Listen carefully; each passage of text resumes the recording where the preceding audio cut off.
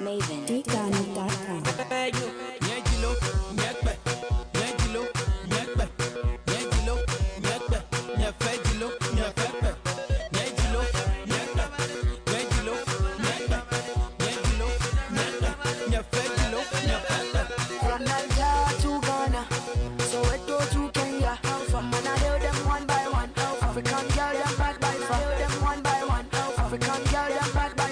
From Nigeria to Ghana.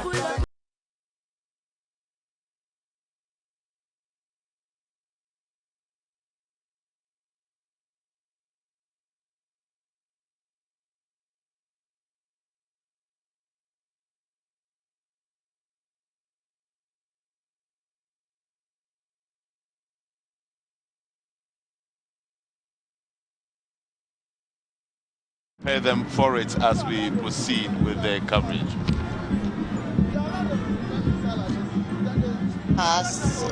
We're going to see security services continue.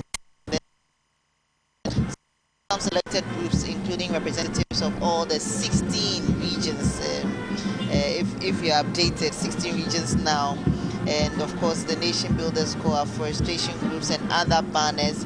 We are also going to see the march passed by the veterans as the Veterans Administration Ghana. We'll see a cultural display, gymnastics by the Ghana Armed Forces Physical Training School. It is important, Selikem, to talk about the Veterans Administration Ghana and the members. This is a group that was formed following the riots in 1948, the Crossroads shooting in 1948 that got 3 soldiers who had returned from the Second World War, who had gone there to fight. They returned, and the compensation that was due them was not given to them. And when they were going to the castle to demand for these compensations, 3 of them were killed on the spot. We are made to understand that a lot more of them died later from wounds they received on that occasion. We have Teacher Kantanka here.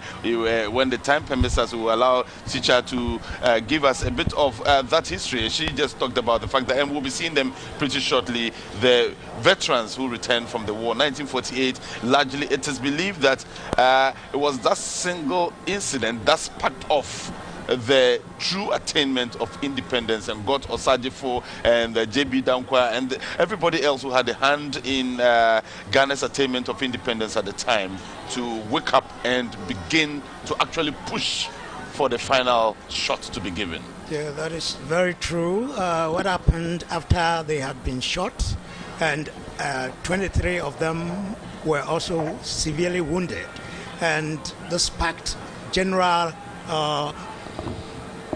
looting and misunderstanding everywhere. So this actually made the government of that day, that is the British government, understand that there is something heavier coming from the sky, so that they have to prepare. And this again made the civilians also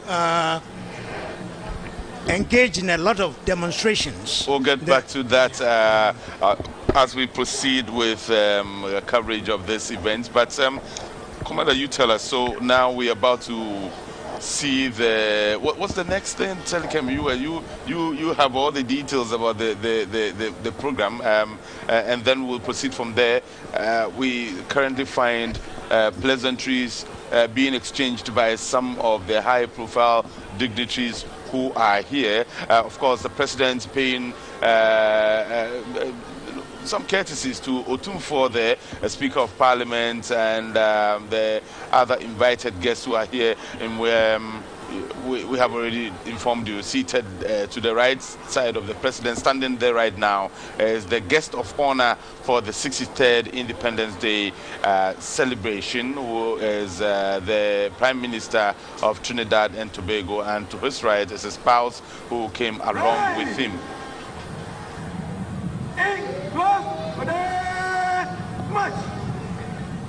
So we're about to see the march past now.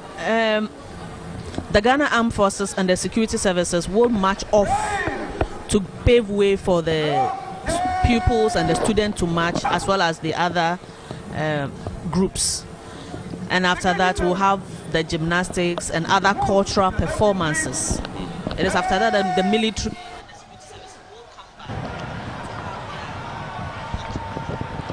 So, by the right of quick march. Your Excellencies, distinguished guests, ladies and gentlemen, the contingents from the Ghana Armed Forces and other security services will march off to make way for the march past by the school children, representatives of the Nation Builders Corps, civil society groups, and the Veterans Administration Ghana.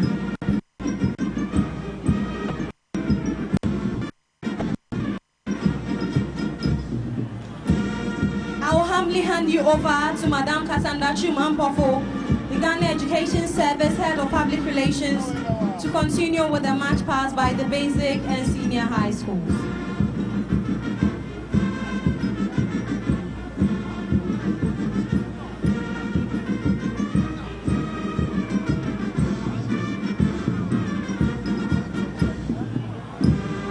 Thank you very much, Captain Abena Dapua Dapa.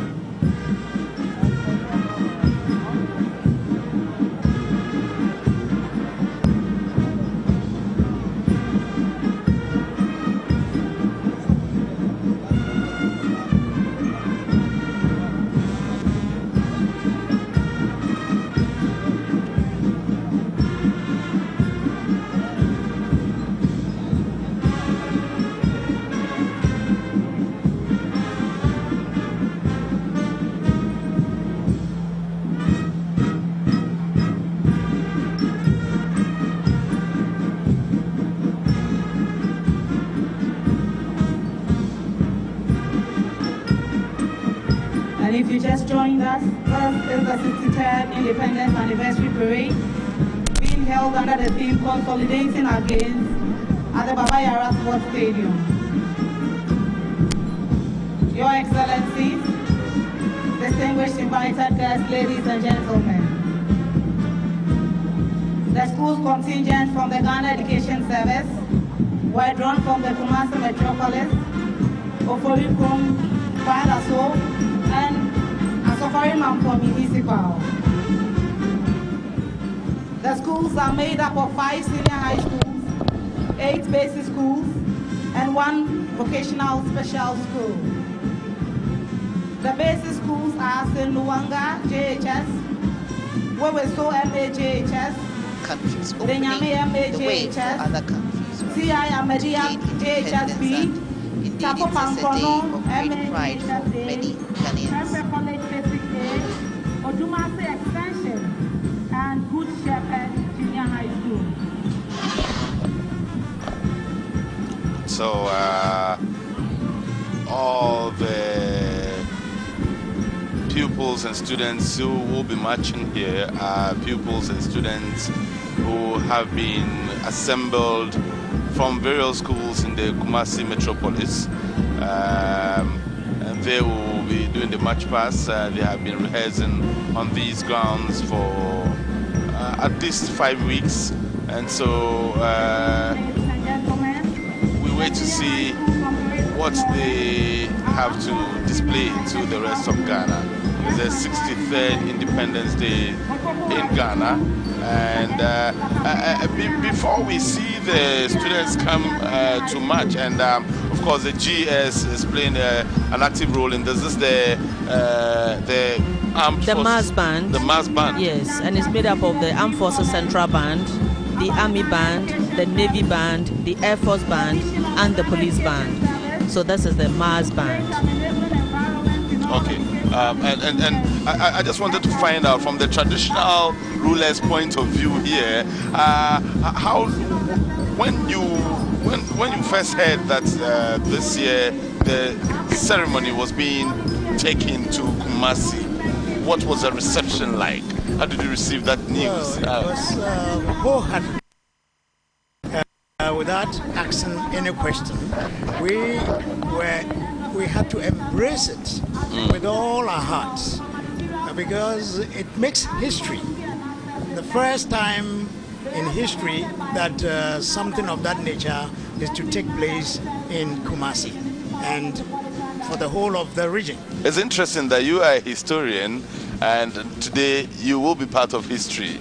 When many years to come, it is said that the first Independence Day parade at the national level, when it was brought to Kumasi, Teacher Kantanka was part of the commentary team for GBC. And so you become a part of history, and others will have to narrate that many years to come after today. I was holding the flag, and among those who had lined up on the roadside. And it was even difficult to sing the national anthem those days. Those days, in the early 60s, the national anthem was not God Bless Our Homeland Ghana. It was Lift Up the Flag of Ghana. Yeah. Okay, so we've got to this point, and this is where Commander would have to let us know exactly what is going on. President Akufo-Addo and his guest of honor. All right, so now we have the mass band in our shots, and the parade commander has called the student contingent to attention, and they have started marching. In all, we have 16 contingents from basic and senior high schools drawn from Kumasi Metropolis and Kwadaso, Oforikrum, and Asokore Mampong municipality. We'll also have the Veterans Administration Ghana March Pass. We'll also have the Nation Builders Corps, or NAPCO. We'll have representatives from all 16 regions. I can tell you for sure that we'll have the Kayayes also on parade today. And so it's going to be a beautiful sight to behold. The Kayaye, we saw them when they were coming in. I thought it was a beautiful sight.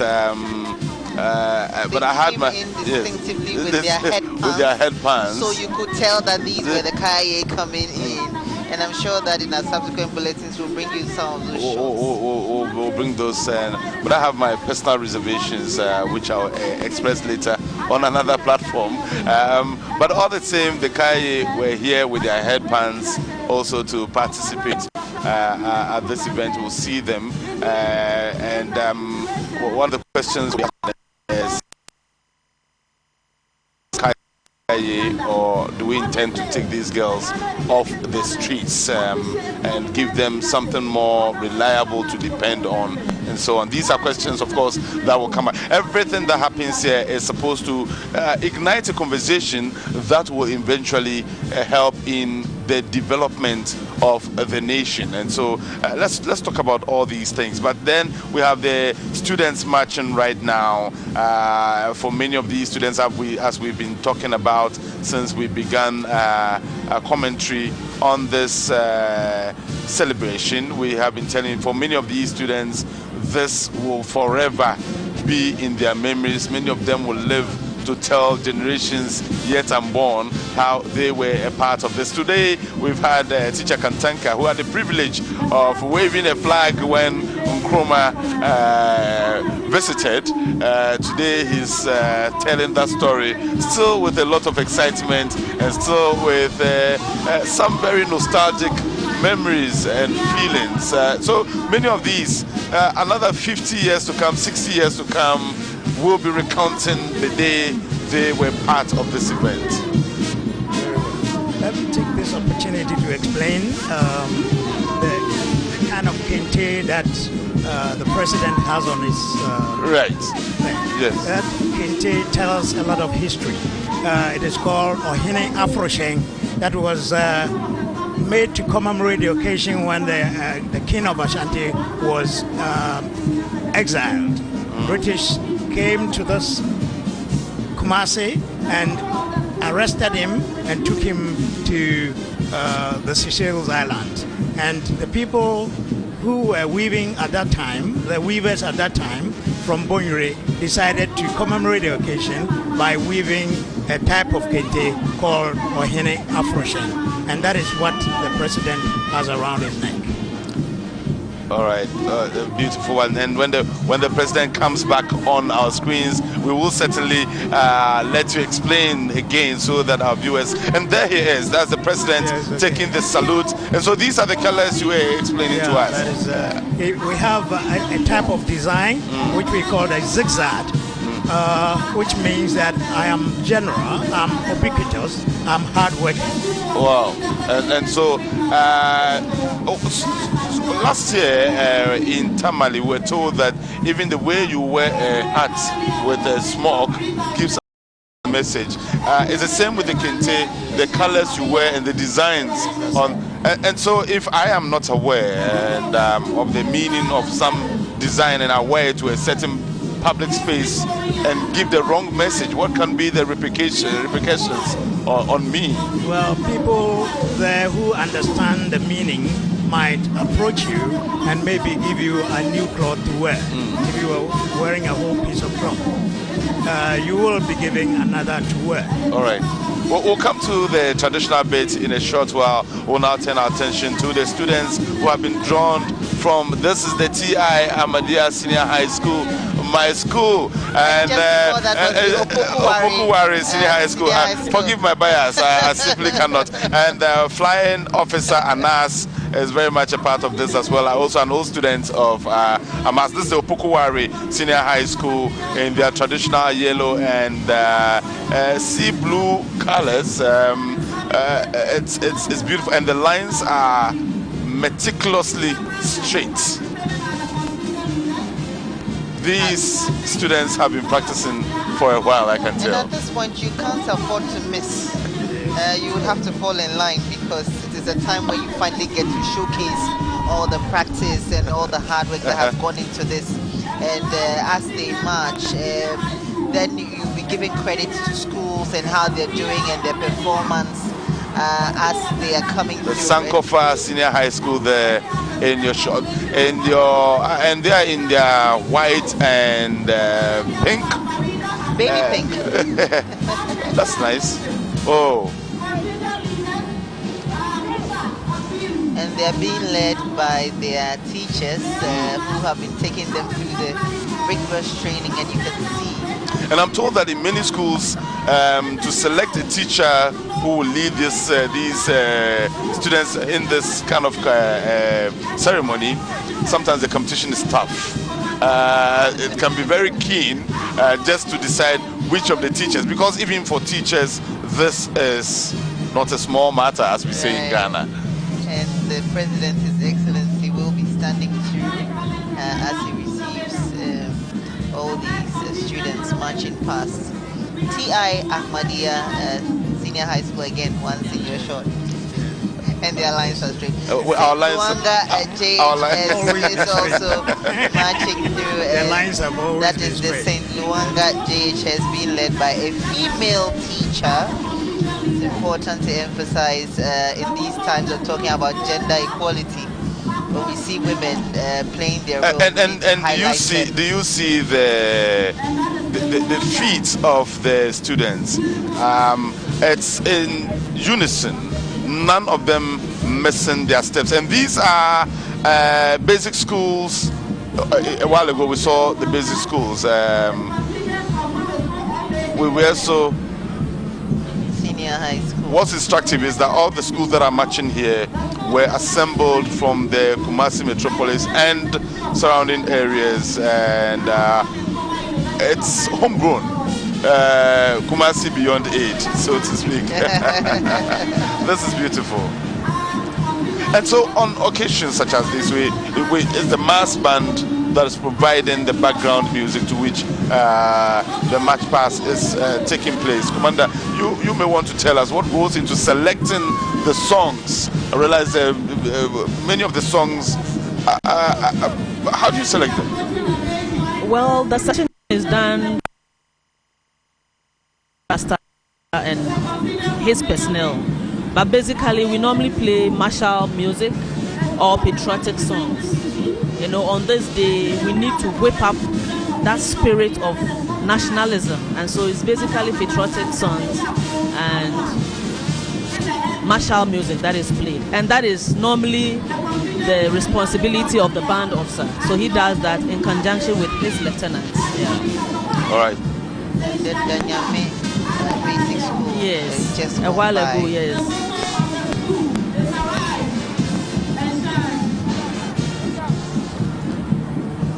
Okay, so this is not my fault, but again, my school.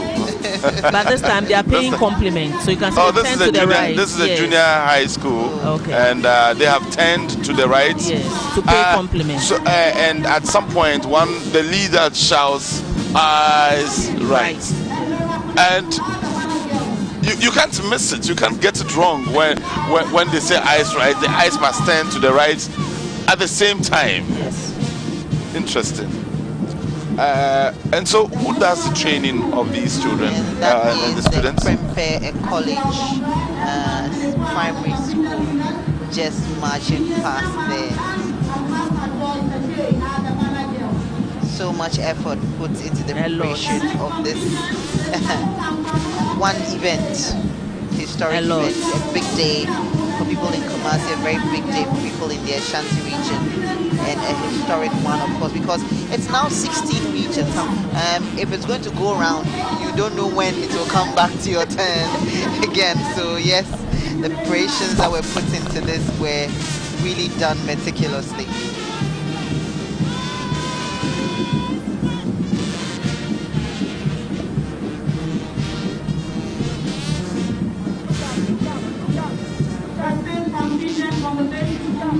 And so the pupils and the students, when they march off, they would go and take their seats. You know, over the years, when we keep them there for too long, a lot of them fall off.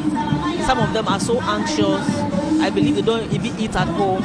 And so for this year, we're allowing them, once they march off, you go and take their seats. And that is when the Ghana Armed Forces and the other security services will march on to continue with the rest of the parade.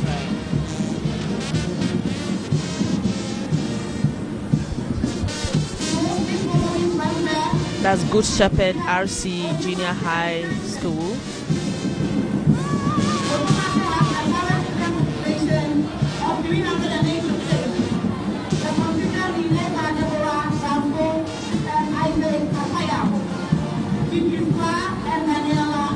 And I cannot stress enough that as we put in so much effort for today, we should always remember that in everything we do, Ghana must come first.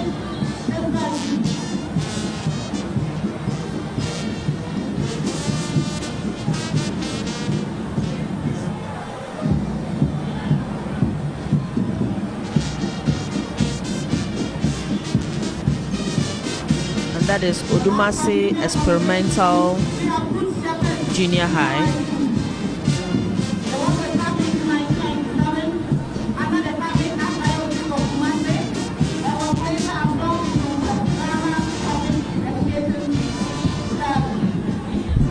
These are physically challenged persons, students who were not left out of the fun.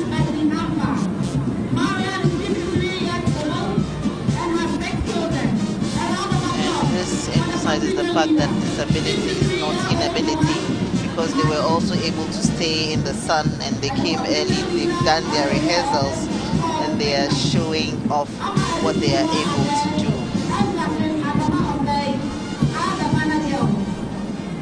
That is NAPCO. Yes, Nation Builders Corps.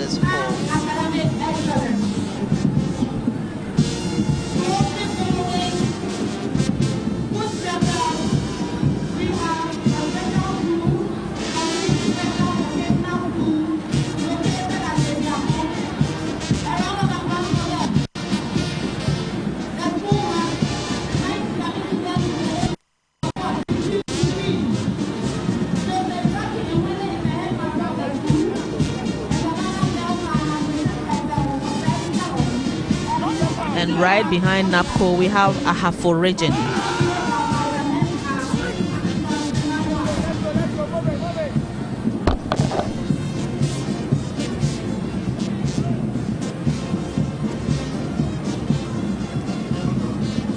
That's beautiful shots. Best eye view of the entire event.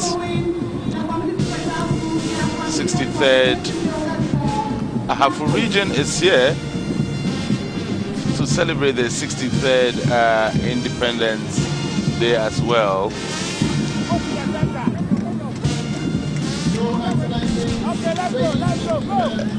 And again, we have a list of those who will be marching past before the security agencies take their turn. These are traditional organizations also. This is the Ahafo region. Ahafo region was created a little over a year ago, about 1.5 years ago, I believe, when in December 2018, Ghanaians went to the polls to decide through a referendum for the creation of more regions. The Bono region, the Ahafo region, the Bono region ably represented here as well. So we had the Bono region being created. Then the Bono East, of course, Ashanti region has always existed since independence. And the capital of the Ahafo region is Goso, as well as the Bono. The Bono East region is Techiman. So we see the beauty of the Ghanaian kente, of course, once again in display. These are the masqueraders. Central regional masqueraders, Central region masqueraders. Obviously, you can tell from the activity. And it's amazing how unique things can be attributed to groups in Ghana. As soon as I saw the masqueraders, even without having to read the banner, that's 80%.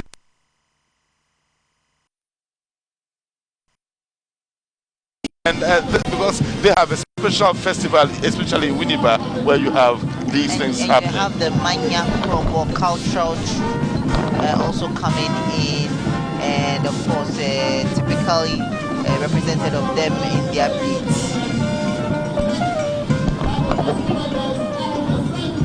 And headgear, the beads, and the way the cloth is worn. That is the Manya Krobo cultural troupe. Masqueraders once again inside. Normally you see them pop up during the holiday season. Oh, and we have the Greater Accra region.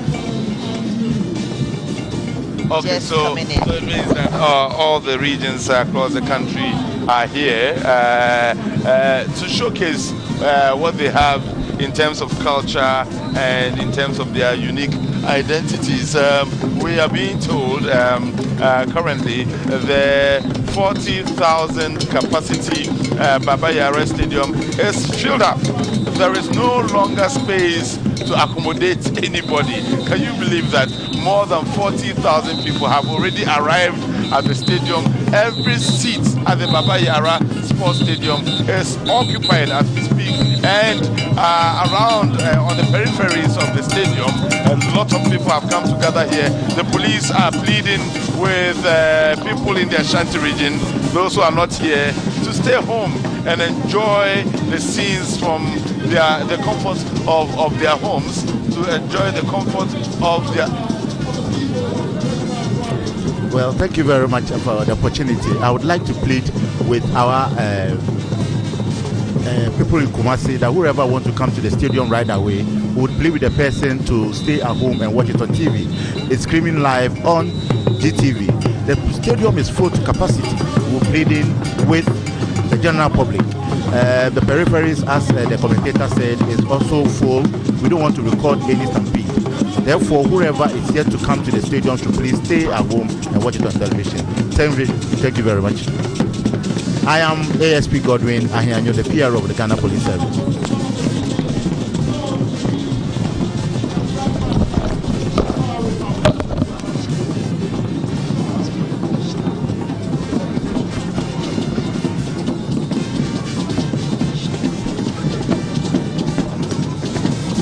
Right, and that's the Manya Krobo cultural troupe. There once again, overhead shots.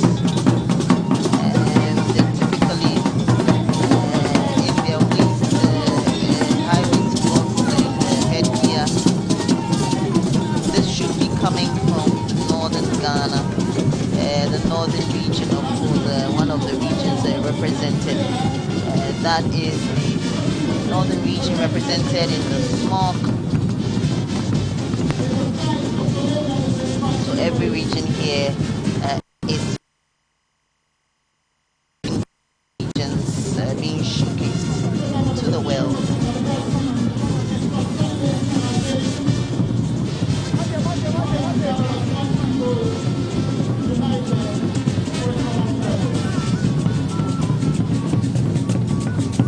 President, His Excellency Nana Adom is in the company of his wife, the First Lady, Rebecca Akufo-Addo, seated to his left and to his right, as special guest of honor for the 63rd Independence Day celebrations. His Excellency Honorable Dr. Christopher Rowley and his wife who are here. And up next, we are seeing the OT region being showcased. The capital of the OT region is Dambai, and that is the OT region. The OT region was carved out of the Volta region, and that is the interesting one. I see that their eyes are covered. I hope, but this is well rehearsed, so they know exactly what they're doing. And the upper west region in their smokes there. Oh yes, and typical fire display. Yes, this display of if you like spiritual prowess and culture as well, all combined in one. It's about time we began also to look at, as we talk about heritage, especially within the month of March, the month of independence, that we begin to look at the beautiful aspects of our traditional beliefs as well, so that our love for Christianity and for Islam does not make us do away with many of our traditions. Especially the preservation of our culture in the face of taking on other Western culture and abandoning what is truly ours. Okay. That's the Savannah region. In your show, the capital of Savannah region is Damongo.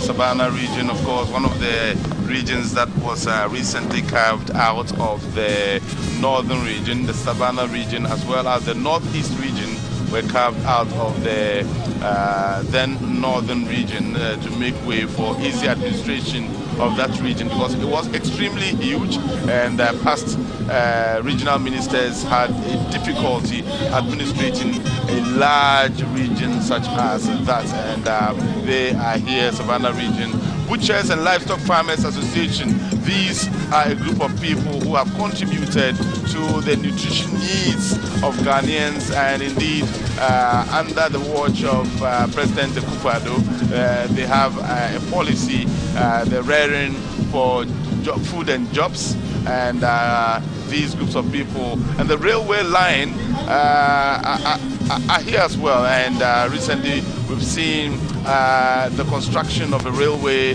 line ongoing from our Mpakadam through to Tema and other areas in the country, and it's exciting to know that that is being revived as well.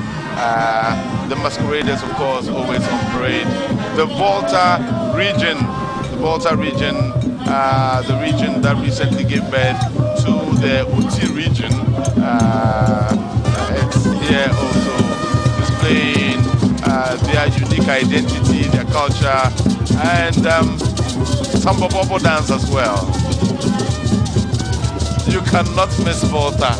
No, there's no way. Sally, I'm sure you identify with it. I do identify with it. The Volta region, the bobo dance, and it's done in a special fashion because it might look very easy, but if you don't take care, you can't twist the handkerchiefs around and get it moving throughout the dance. Interesting to see our rich culture in diversity being displayed.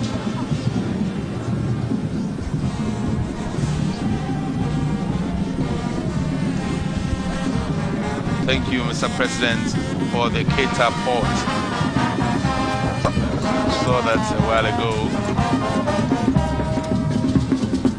63 years of independence, 63 years of the name Ghana. But people have said that after 63 years, what gains have we made as a people? All too often, we have tended to look at the negative stories and failed all too often to see the positives that Ghana has made, the positive marks and gains that Ghana has made in the last 63 years. Internationally, Ghana is acclaimed as an icon of peace and a beacon of democracy. And so there are times that I believe, Teacher Kantanka, that we must pause to reflect not just on the negatives, but also on the many, many positive things that have happened to Ghana in the last 63 years. Yes, that we are united cannot be left out. It is only unfortunate that occasionally lack of knowledge makes some politicians make statements which divide us.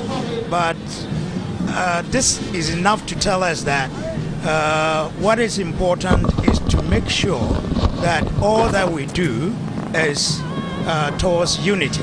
Yes, The Asante has always been at the center of culture, not because they are the only people with culture. All have their culture, and today we have seen culture displayed from all regions. The culture here is strong and maintained because they were the last to be colonized. Those at the coast had theirs a bit adulterated just because they had opportunity, if you like, to associate themselves with a European group.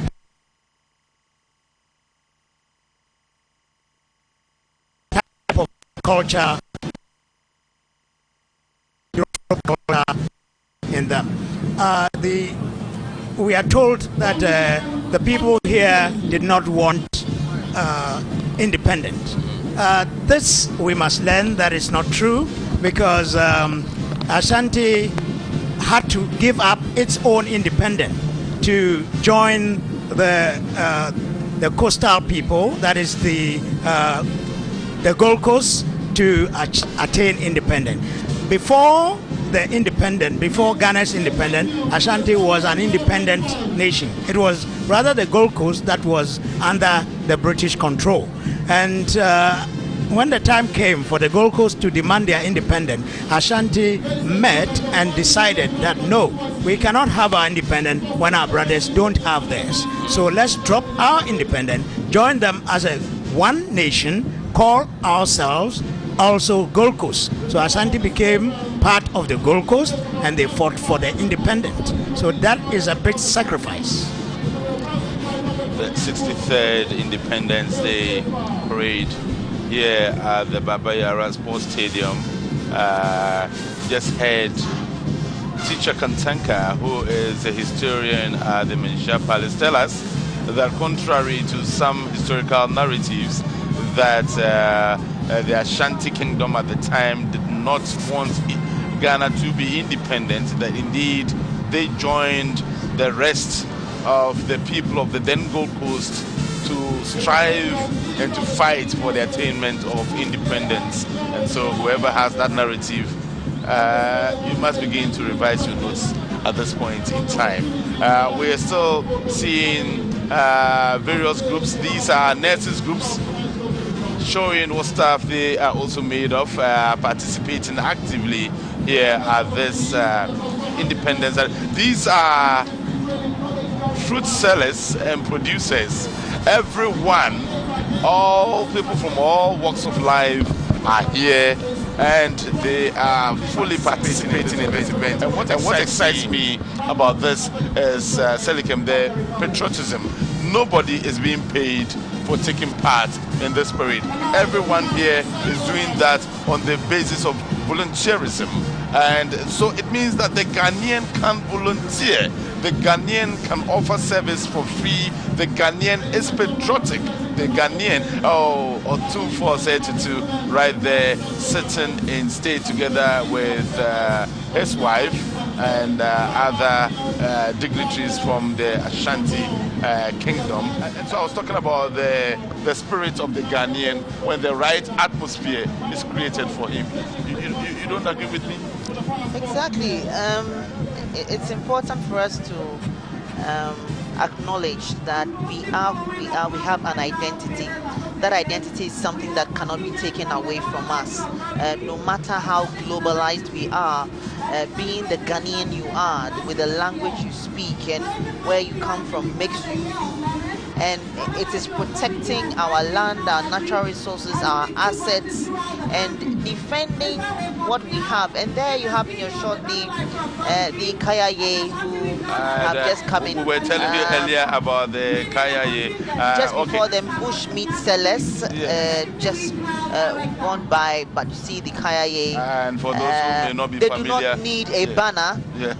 They by their headpans you can tell what they are and who they are and what they trade in. Yes, these are the Bush Meat Sellers Association. These are not just ordinary meat sellers, but they are the bush meat. That's the first time I'm having to know that there's an association of bush meat sellers, and it's exciting to see this association. Then it means that the bush meat industry can be regularized and regulated. I beg your pardon. That's because anybody kills anything and calls it bush meat, but once they have an association, I'm sure that they will ensure that we have wholesome meat coming from Ghanaian bushes. And it also raises the point of having minority groups involved in whatever you're doing, and no matter how little the group is, or no matter how small the business community is, it is represented here. Let's now look at the Kayaye, and for those who are not familiar with the word Kayaye or Kayayo, simply refers to a girl who carries items on the head. It's headquarters around markets in Ghana, and there is a strong advocacy to help these girls and take them off the streets, give them something more dignifying to do than carry items on their heads like that. I'm sure they are here to make a statement, and these are young pupils from different schools here displaying what they hope to become in future. In Ghana, most children want to either become doctors or lawyers or nurses, and we are seeing that these are our future leaders, exactly. And the president. This is another. Okay, so and you found us laughing there. It's a relief. It's a comic relief. So, Commander, we have the Veterans Administration Ghana. Yes. The Veterans Administration Ghana. At this point, I'll go back to Teacher Kantanka to take some comments from Teacher Kantanka. Teacher Kantanka, you were telling us about the veterans, the war that was fought, the Second World War. What actually led to that war, and why did people from the then Gold Coast participate at that war?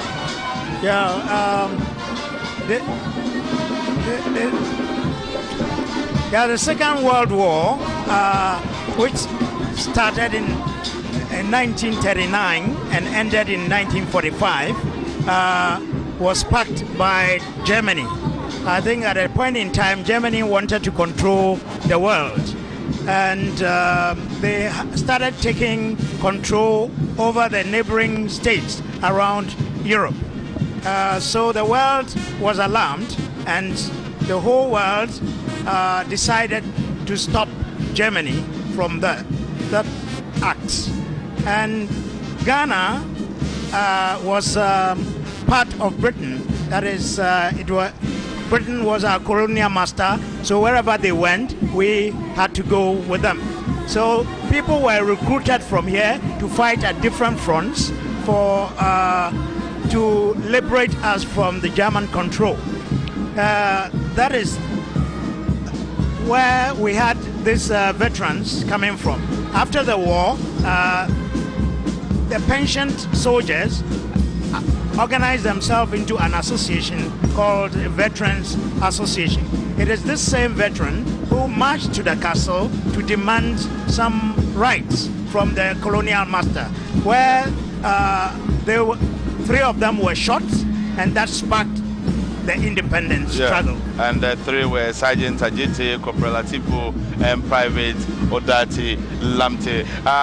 The president conferring with his guest of honor, the Prime Minister of Trinidad and Tobago. Seated to the left of the president, of course, is his wife, the First Lady, Mrs. Rebecca Ekufu-Addo. And so presently we are seeing the military setup. Yes, those are the physical training instructors who are setting the stage for their physical training display. But before then, let me just add something little to what Teacher Kantaka said. The veterans, those who fought in the Second World War, most of them are very weak or have passed on. And so those on parade were persons who have participated in most of our peacekeeping missions. So most of the veterans could not march today because of their age. Yeah. Yes.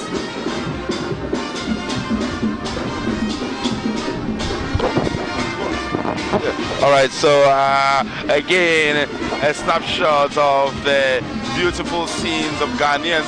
President J.A. Kufuor, he made it here as well. President J.A. Kufuor was president of the Republic of Ghana from 2001 until he handed over in 2009 to the late Professor J.E.A. Mills, who had won the elections in the year 2008, and the General Secretary of the New Patriotic Party, John Boyju, a while ago, conferring with some security personnel. And of course, the theme for this year's Independence Day celebration is consolidating our gains as a people. We are looking back on how far we have come. The fact that we've been able to maintain a peace and unity in diversity, regardless of the fact that Ghana speaks 76 different languages, has 76 different languages, we still have that unity in diversity, and unity in diversity in terms of culture, in terms of other things, as well as our way of doing things. And this year we are focusing on consolidating our gains. What are our gains as a people, and how are we bringing this to bear together as a people? How are we putting our wheels to the shoulder to make our nation great and strong and maintain the peace? In many events organized by the military, and I've seen military officers display and show what stuff they are made of. I've seen displays and events organized by cultural groups, and how beautifully they can display the culture of Ghana and the diversity of Ghana, but never have I seen such a mix of all activities, whether cultural, religious, and military, and school children come together to provide such a beautiful scene. This is the Baba Yara Sports Stadium, and we have already told you, we heard from the police PRO of the Ashanti region himself a while ago. The stadium is already filled to capacity. They are unable to accept any new entrants, and he has urged all those who are not yet here to remain at home and watch the proceedings on TV, because there's no longer space to accommodate anybody at the stadium here, and that tells you the extent to which the people are excited about the relocation of this year. But this is a beautiful display of some Ghanaian dancers.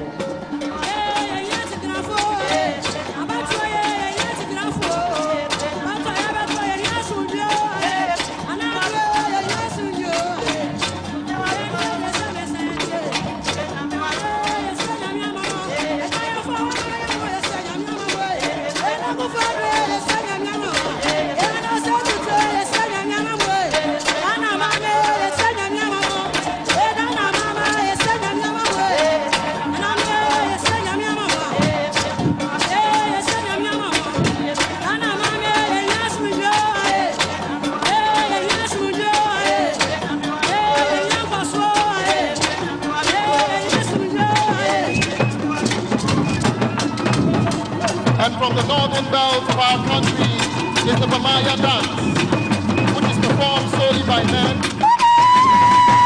This dance was first performed in the early 19th century to mark an end to a protracted drought that hit most parts of the Dogon state in the northern region. Like Flora and Sakai, Bamaya has several segments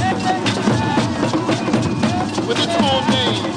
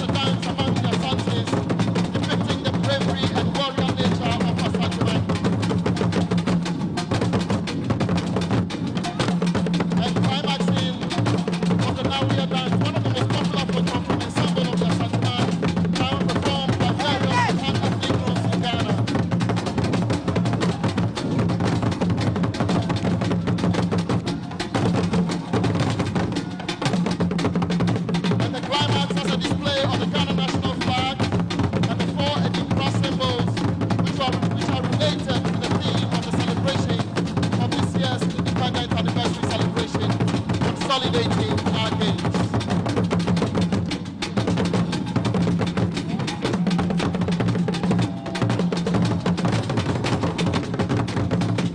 Before Edem cross symbols, you see Edem Brahmini, which represents greatness, charisma, and leadership. Sankofa, which represents remembering the past. And Gimen, or round more, which represents humility and strength. Being heavy is for peace and harmony.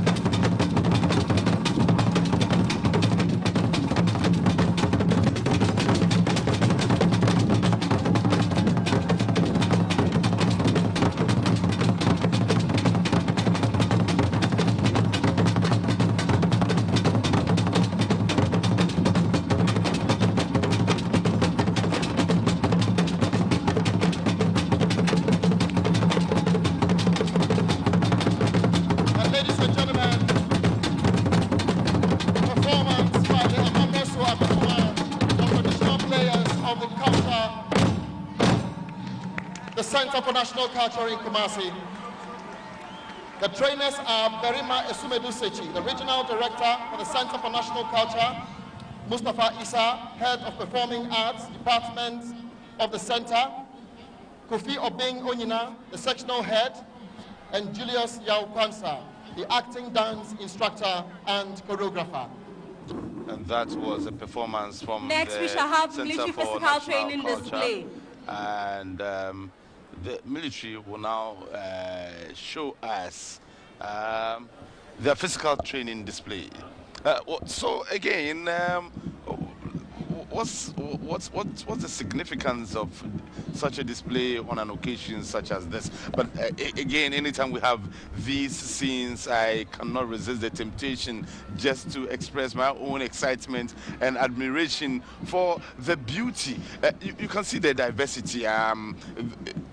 Even though you find a lot more people in Kente, and this is where we have the military people coming in. Exactly. Physical fitness is #1 requirement of every military person. And so for those who will be interested in joining the military in future, if you are not fit, please, you are out of the question. And these are physical training instructors. And so they will have to be extra fit, more than the average military person. There are some displays that you will see here and you think it's very easy. If you want to try it, you end up breaking your limbs or your neck. And so I would advise children in their homes that never to try it. So it's just to show to the whole world the fitness level of the Ghana Armed Forces.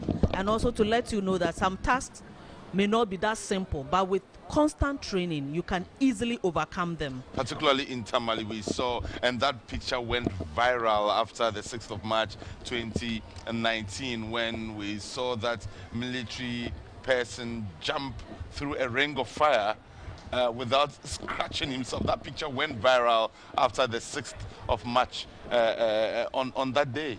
Then I think you should stand by for more of such pictures. Okay, so these are the physical trainers. Yes, so that is their leader. He just come to ask permission for them to commence.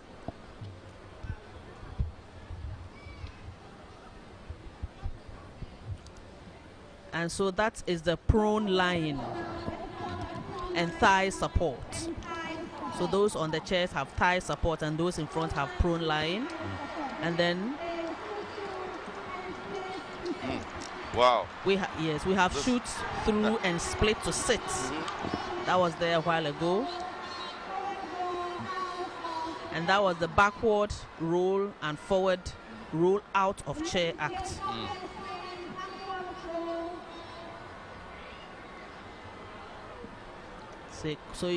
That is backward roll, forward out of the chair, and then forehead spring and backward roll to sit. It looks very simple, but it's not that simple.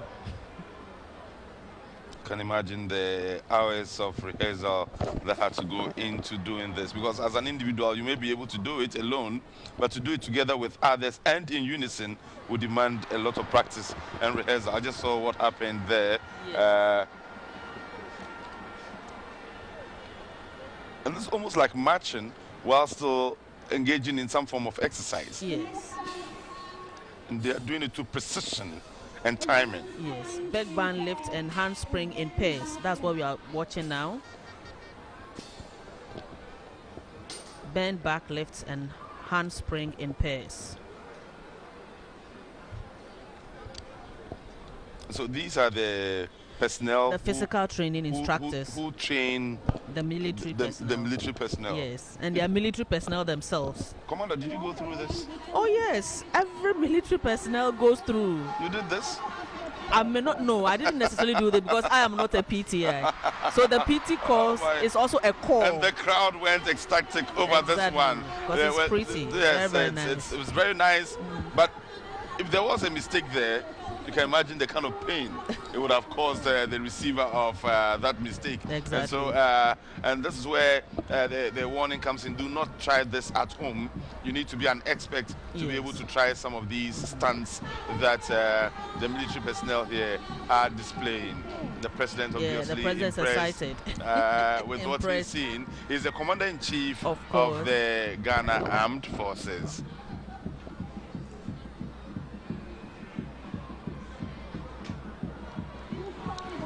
If this is what it takes to join the military, no wonder I'm a journalist. I could never have joined the military. Oh, you can with determination.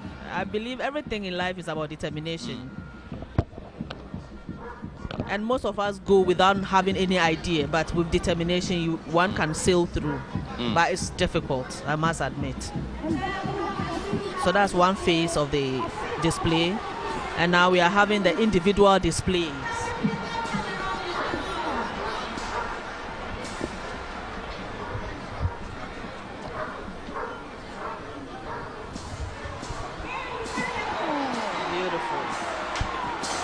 So that's a freestyle display by the physical instructors.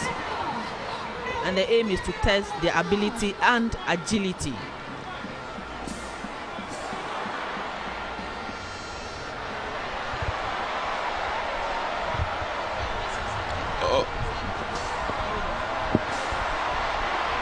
And the response from the crowd is...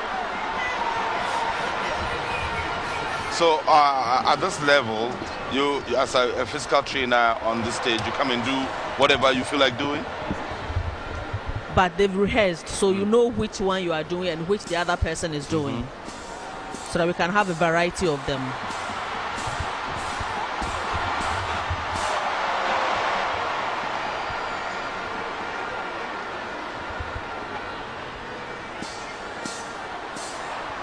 Wow. Do not try this at home. You will feel dizzy. I'm already feeling dizzy on his behalf. I feel dizzy on his behalf, really. That was amazing. That was amazing. Again, shots from the Yara Sports Stadium in Kumasi, filled to capacity stadium. Ghanaians are enthusiastic about Ghana. The people of Kumasi are enthusiastic about Ghana, and they're excited that this honor has been done them. The national parade has been brought to their doorsteps, and currently the physical trainers of the Ghana Armed Forces on display, showing us what stuff they are made of. And if you have ideas of joining the military, perhaps these are some exercises you may be psyching yourself up for. Exactly. You may have to take part in some of these, especially if you're a physical training instructor. If you join the physical training instructors, then you would have to necessarily take part. The next is horse work. And I'll leave the description to you. Horse work. horsework. Okay, so when you said horsework, I was looking out for where the horses were. But I'm not seeing horses. I'm seeing men jump over what looks like a horse. What looks like a horse. Yes. And so this is what to ensure that if you meet any obstacle, you will be able to scale over. Cross it easily. Yeah. So that is face vault on and off. Then we have the through vault and astride vault.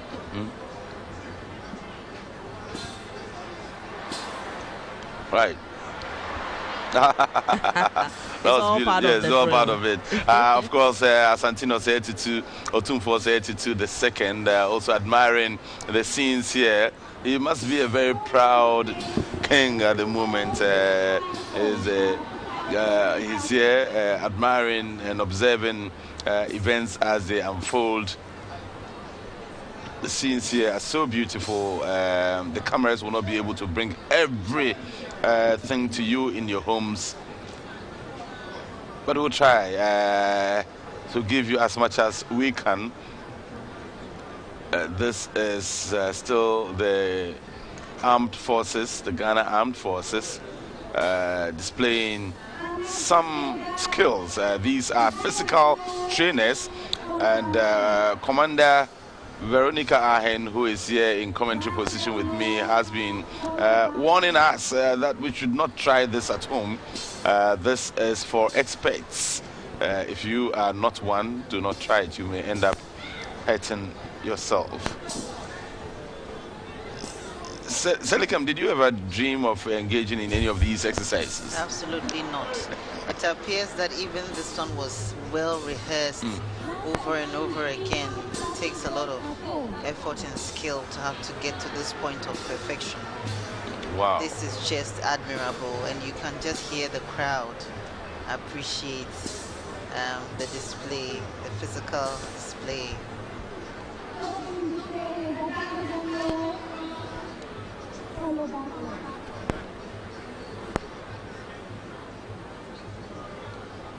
Of course, the Ghana Armed Forces, noted as one of the best around the world on many UN peacekeeping missions. The reports have indicated that the Ghana Armed Forces have been very professional and meticulous at and whatever it is they do.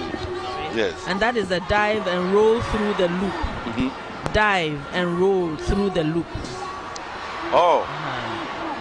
So, and two persons come almost at the same time, and one dives through the loop. Sorry. Oh, one creates a loop, okay. and the other one dives through it. And here again, with the least mistake, there could be a crash of heads. Exactly.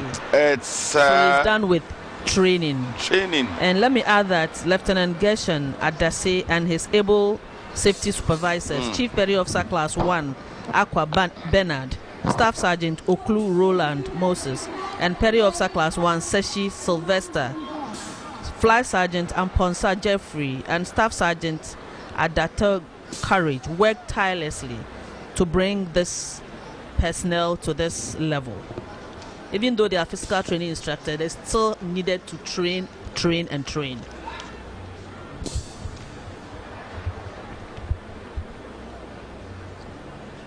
This is GBC's coverage of the 63rd Independence Parade and the first national parade ever to be held in the Ashanti regional capital, Kumasi. The first was in the northern regional capital of Tamale.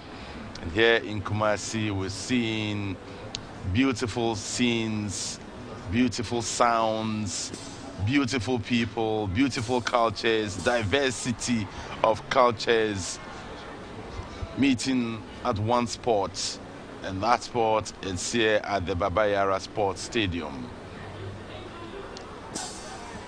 So the loop and dive and loop? Dive and roll through the loop. But this one is somersault through the loop. So he has created the loop by you somersault over him. Oh, wow. So that's a higher jump. Yes, That's a higher jump. one. And again, with the least of mistakes, we could have trouble in our hands. And so Exactly. what it means, again, is that don't try this at home. It's for the experts. And this is just an indication of how physically fit the men of the Ghana Armed Forces are. And I'm beginning to That's get your memories of Yes. Tamale coming back.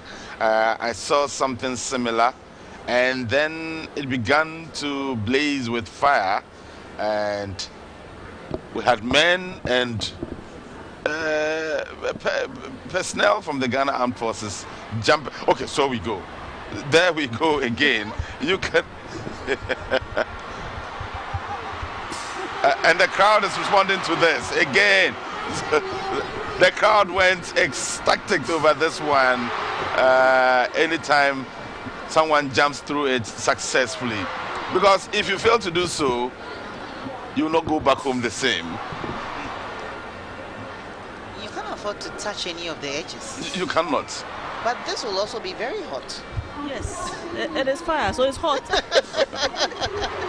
Oh dear. So again, I'm always curious about some of these things. So, in practicality, what would this do for us as a people or as an army? What's this supposed to mean? That if you have a mission to accomplish and you need to overcome this, then you have to find a way of overcoming it. You don't have to allow fire to be an obstacle. You don't have to allow rain to be an obstacle. In fact, nothing must be an Height, obstacle. we've seen, should not be an obstacle. obstacle. Because they're jumping at a high altitude, if you like. But again, you have to be so precise that you have to go through fire to be able to get to your task. Wow. And so there we had jumping over it. He tried to jump over it, but indeed, okay, so this is jumping over it. Yes, the first was jumping through it. Now it's jumping over it actually. Okay, and that's he jumped paying compliments. What does that mean? He was saluting when he jumped through the ring. Oh, you didn't see it. You missed it. That was very fast. Paying compliments. He was saluting. He was saluting whilst jumping at the same time. Exactly. And he jumps through. Yeah, exactly. And so, yes. And the president is rising to show his appreciation.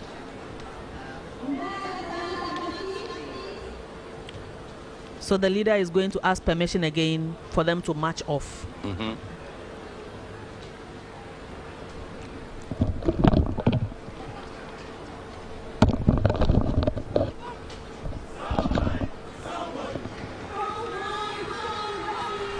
Yes, and their motto is strong mind, strong body. Strong mind, strong body. Yes. Of course, you need a strong mind to be able to withstand some of the very torturous experiences, and then you need a strong body to be able to withstand the very physically demanding tasks that the Ghana Armed Forces have to go through in order to protect our territorial integrity, but also to participate at the UN level and the AU level to ensure that Ghana remains an active member of the UN and also an active member of the AU and other international bodies such as the ECOWAS and so on. And so it's instructive that we are aware that our men and women in uniform are always physically and mentally stable and alert at all times to protect our interest. And that was the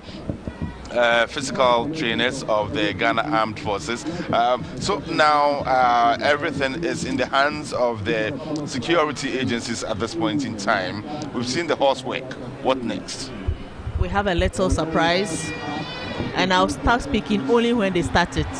Oh, so you have a surprise for who? For the audience, for the president? For our viewers. So it's a little surprise. Yes. And this is a short scenario as to how, if there's a need to rescue somebody, like a very important personality has been kidnapped, and then a special force is inserted to go and then rescue the person.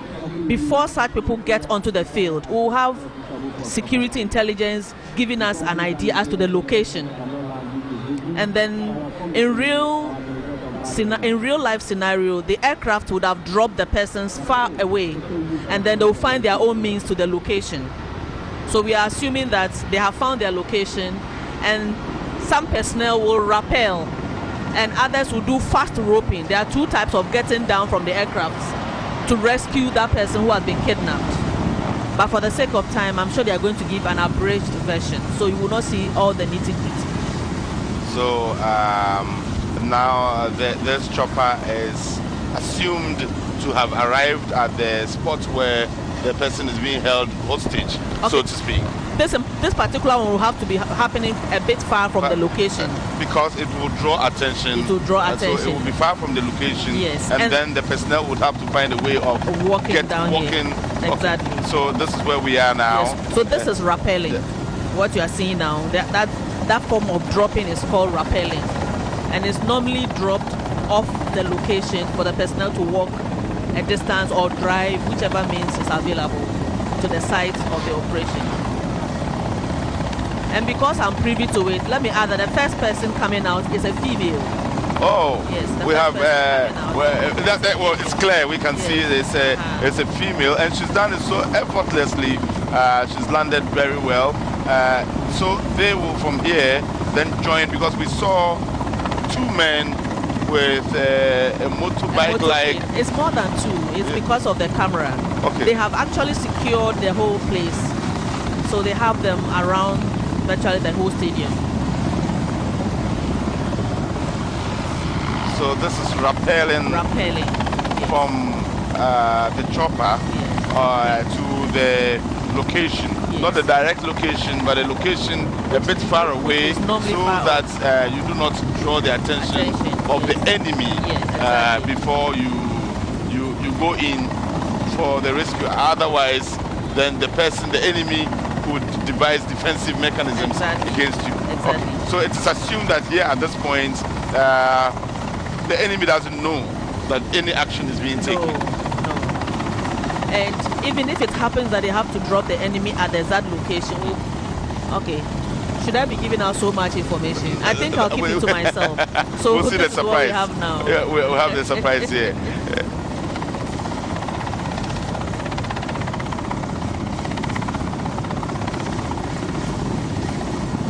But from here, really, I'm just being curious. So then what next? They will now walk, because there's an advanced team, and we are not seeing communication between the advanced team and those rappelling from the chopper at the moment. How they communicate with each other? I believe, normally this is planned way back in our bases. That maybe at so and so time this group will go. So and so time you go, and the rappelling team would have to rappel onto the ground and secure the ground before those coming to do the actual rescue would come. So another team will come. But I'm sure for the sake of time, we might not show everything.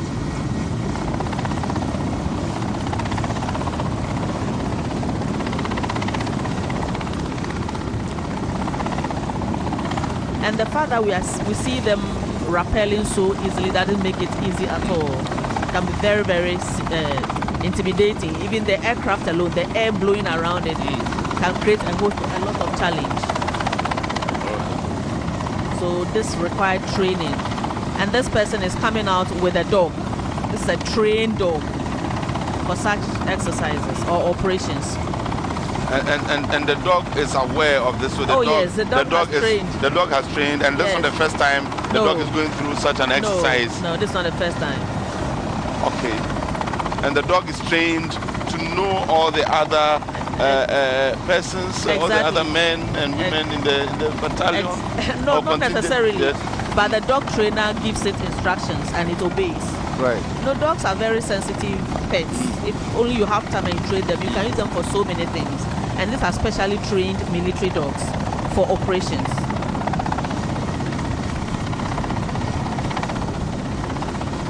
We've seen quite a few since we arrived at the venue yesterday.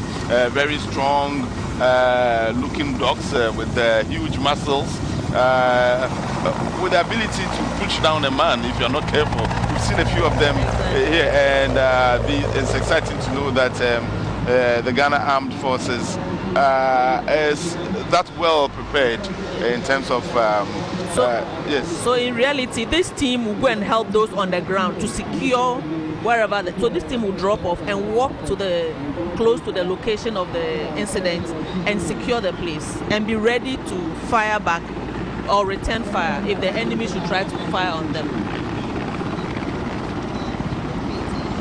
Sometimes, or maybe when the person is running off, the dog can be directed to go and then arrest it. Yeah. This is a fast roping. This one, they do it much faster than the rappelling. And this one normally is closer to the site. So before this team comes, the rappelling team should have been in position. You see, they are so quick. And that's the commanding officer of this of the unit. It's thicker.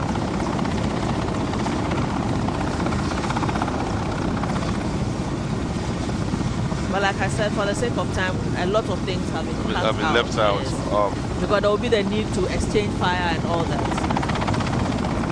It will not be done. So please, those of you who are expecting it, sorry. There will not be exchange of gunfire here. Okay, so they have rappelled from the chopper, and then the second one, the fast roping. The fast roping. Yes, they have also come down. And they are coming to actually rescue the person who has been kidnapped. Right. This is actually the first time we are seeing this as part of the parade at any Independence Day. This is an innovation, and it is new, it's novel and exciting to watch. For those of us who rarely come close to military and their actions, this presents us with a very exciting picture. Okay, so this is the Special Forces of the Ghana Armed Forces. We have personnel from the Ghana Army, and we also have personnel from the Ghana Navy. The Navy Special Forces is known as the Special Boat Squadron.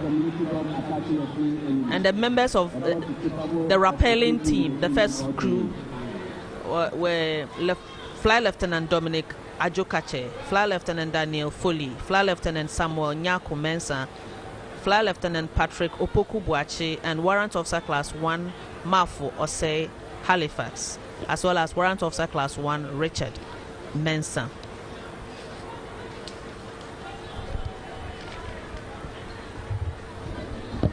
And those who came through the pilots for the fast roping are Squadron Leader Evans Kwabna Opoku, Squadron Leader Benjamin Ochre, and Flight Lieutenant Abdul Nasser Salia, with Sergeant Tebi Kenneth, and Sergeant Kina Stephen, and Corporal Aticho Charles.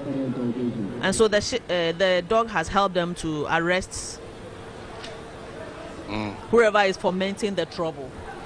So they just to inform the public that if there's something that needs special forces to go and undertake the operation, they would go and do it. So now they are searching the criminal to be sure he has nothing on him.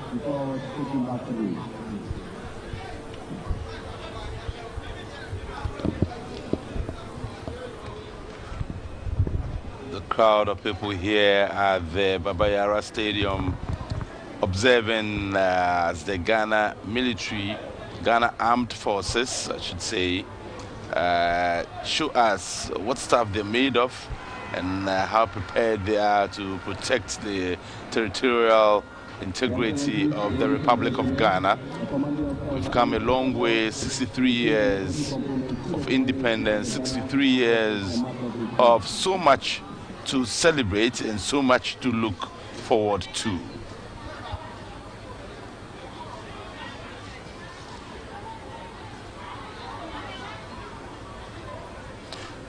President now taking his seat.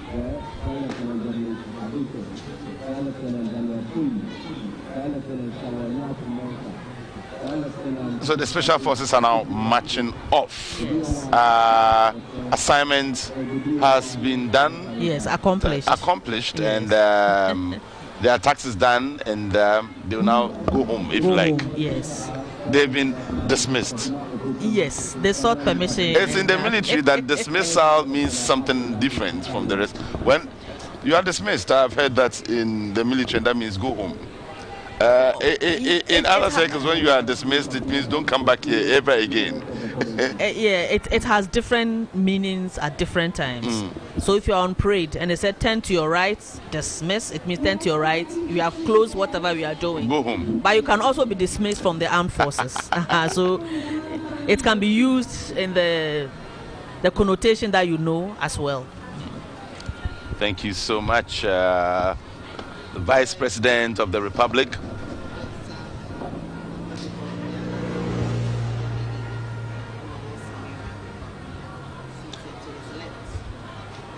Again, at the risk of sounding repetitive, the Yara Sports Stadium is filled to capacity.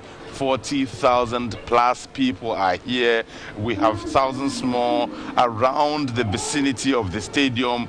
Every parking space, every sitting space has been occupied, to the extent that the police have made a public appeal to people not to leave their homes for the stadium, and that they should stay at home, because even if you come, you will not be able to get a chance to come inside the stadium. Now we see the mass band again. Yes, the mass band will be trooping, after which the contingents, the Ghana Armed Forces and the other security services will now march back onto the parade. You know, the mass band is part of the parade, and because it will not have time to march past like the other contingent, it normally troops, and the aim of the trooping is to display. So I'm sure with time we'll see what they have for us.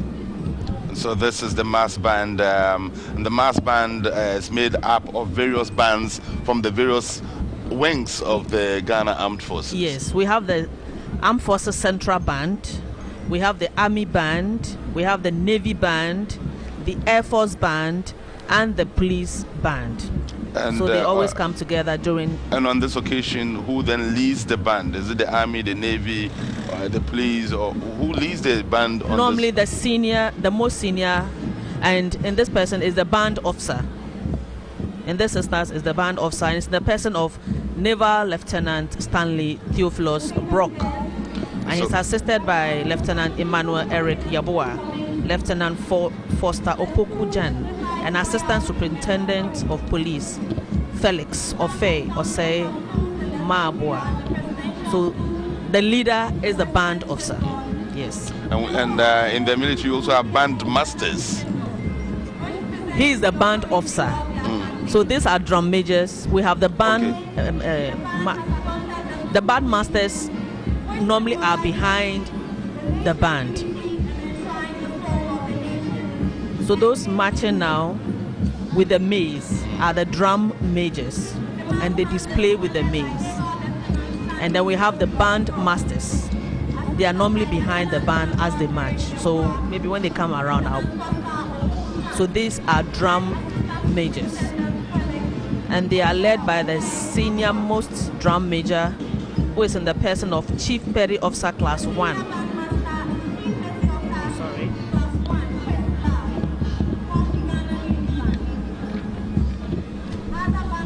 Chief Petty Officer Class 1, Tay Aite James. He is the most senior drum major. So we have the drum major from the Army, Staff Sergeant Abeka Edward, and Staff Sergeant Kweku Emmanuel. We have the drum major for the Navy, Leading Seaman Sani Taju Emmanuel, and Flight Sergeant Blackson Ebenezer from the Air Force. And they are all drum majors.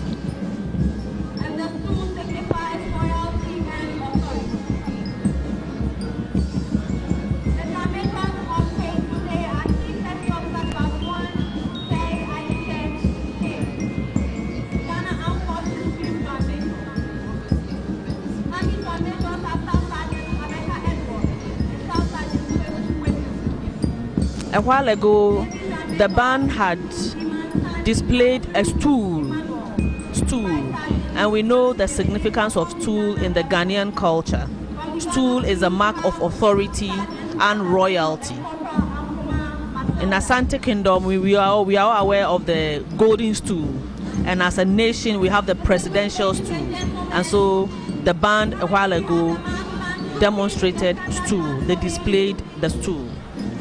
So they are not just marching, but they are marching to communicate. They are marching to send different messages at different times. And a short while ago, Commander just indicated that the ship we saw was that of a stool. And there's Asantehene himself who occupies a stool.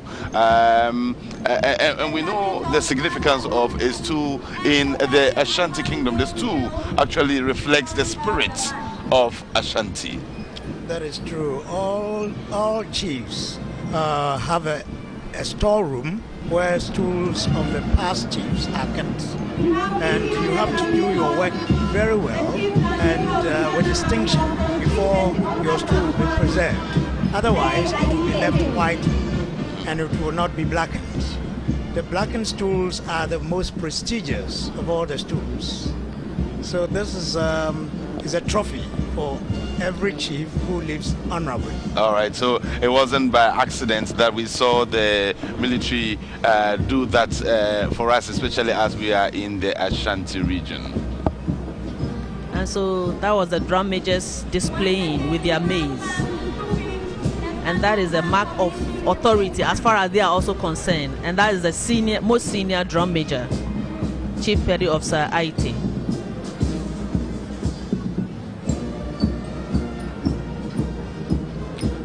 And let me quickly add that the band masters, we have Chief Petty Officer Class 1 Quist Love from the Ghana Navy. We also have Warrant Officer Class 1 Dale Leonidas from the Ghana Armed Forces Central Band. Warrant Officer Class 1 Anani George from the Army Band. And that is the band officer, Lieutenant Brock.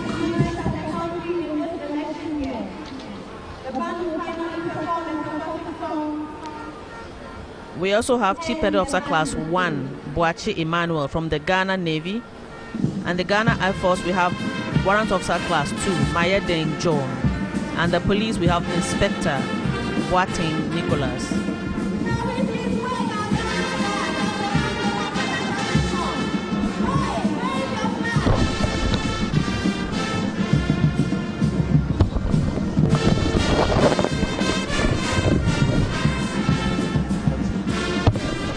The band has put up another display, and this time it is unity. Unity. In unity is strength, and as a people we need to work together as one. Currently you are seeing the crowd of people, and there's the Vice President and his wife waving the flag of Ghana. But the band has formed a shape signifying unity at this point in time. The unity of Ghana as exemplified by the attendance here, as exemplified by the pictures you're seeing on your screens at the moment. People from different backgrounds, culturally, religiously, ethnically, social status-wise, everyone is here, and the purpose is Ghana.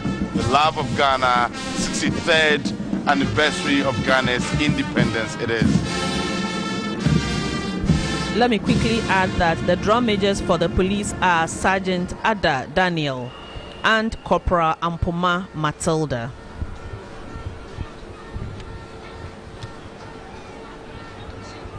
And that was the police band. We will now have the march pass by the other security agencies. The band having displayed what they are made of and having sent out messages both verbally through their songs and also through the shapes they made whilst marching. Very significant messages there. Soon we'll find the other troops join them as they march past and pay respect to the Commander-in-Chief of the Ghana Armed Forces. His Excellency President Kufu Addo, that will be done very shortly. Yes, so the mass band will move to take its proper position so that it can allow the other contingents to march on parade. And so that's what they are doing now. They are moving to the rear of the parade so that the other contingent can come and march past. So the other contingents will come and march past. But again, Silicon, I just want us to go back to the numbers. We saw a very huge crowd in Tamale. And it looks like we've stepped it even higher, up even higher, as we see here in Kumasi that the 40,000 capacity stadium has been filled up to capacity, and that even the parking spaces outside the stadium have all been taken up, and then also all those who are selling and people walking around, the place is so filled up that there are no spaces. I know you love crowds. What is the kind of crowd you expected? This is beautiful, Silicon.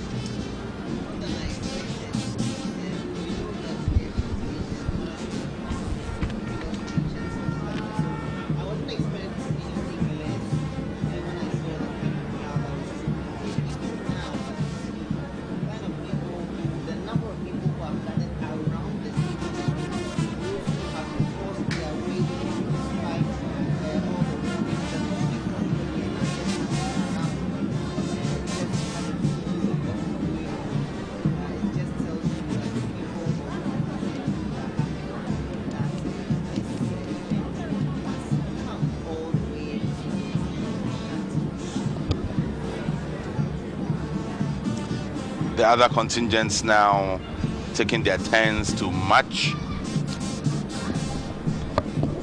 They're about to take their turns to march, the other contingents.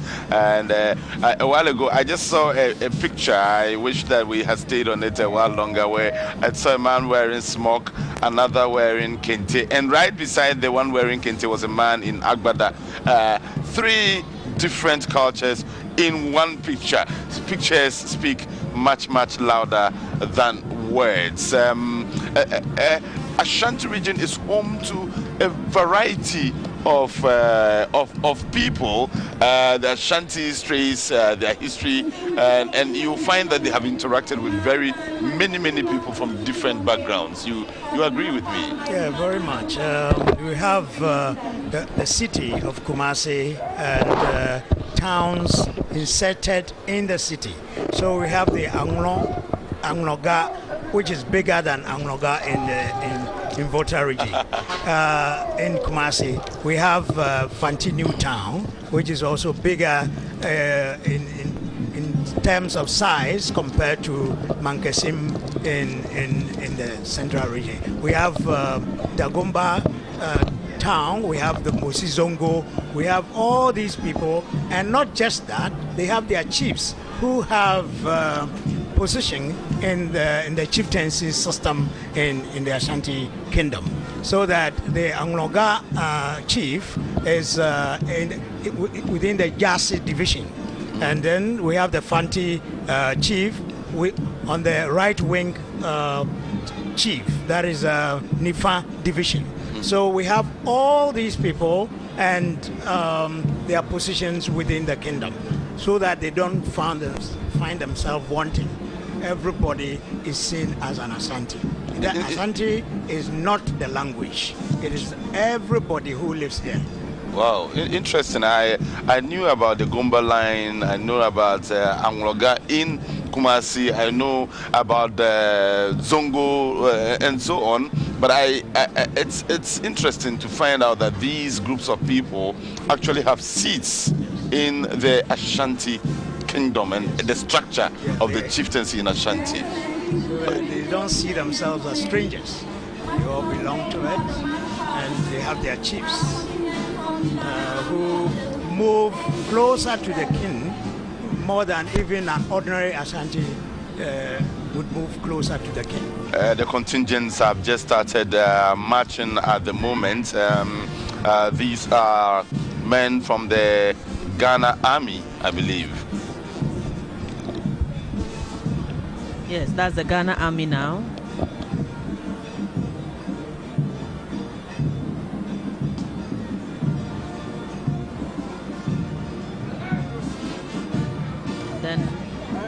We have the Ghana Navy. And this is slow match. Yes. So at what point do you do slow match? And when does the slow match translate into a quick match? We've seen that a number of times, Commander Veronica. The last time we saw it started slow match, and before we knew it, the tune had changed and the steps had changed. They had started moving very quickly. Can you tell us about that? Yes, we have different types of steps. We have the slow march, we have the quick march, and we even have some which is much faster than the quick march. Those ones are normally used within our training institution. I believe we just start slowly and we warm up to the quick march. So there's no specific time to say this is the time for you to do slow march and that time you do quick march. On every parade, we try to display both, that we can walk slowly, we can walk majestically, and we can also walk very quickly when the need arises. So every parade, we try to have these two, slow and a quick time. And so now the contingent are first marching onto the stadium, after which only the Ghana Armed Forces will march past in slow time, and then the others will join in the quick time.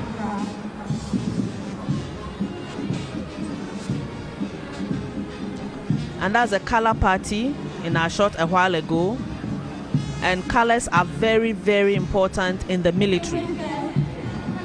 Colors have a long-standing history where men tied either their cloth or a piece of material on a pole to depict their location. And as militaries were formed, colors started evolving.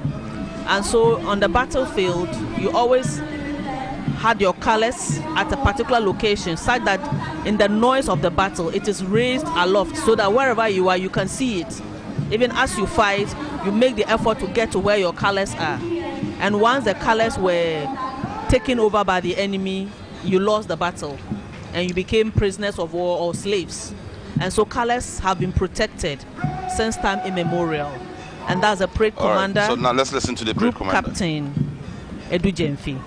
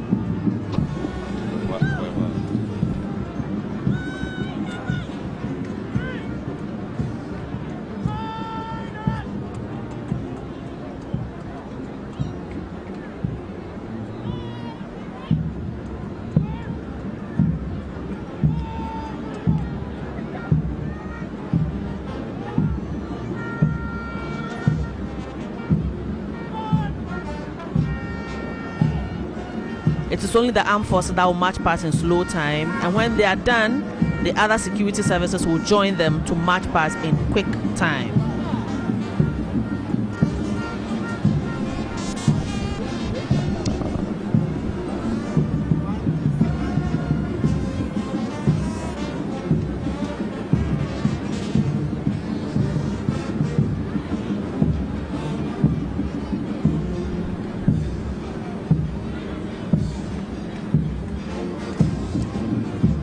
And that's the Ghana Air Force.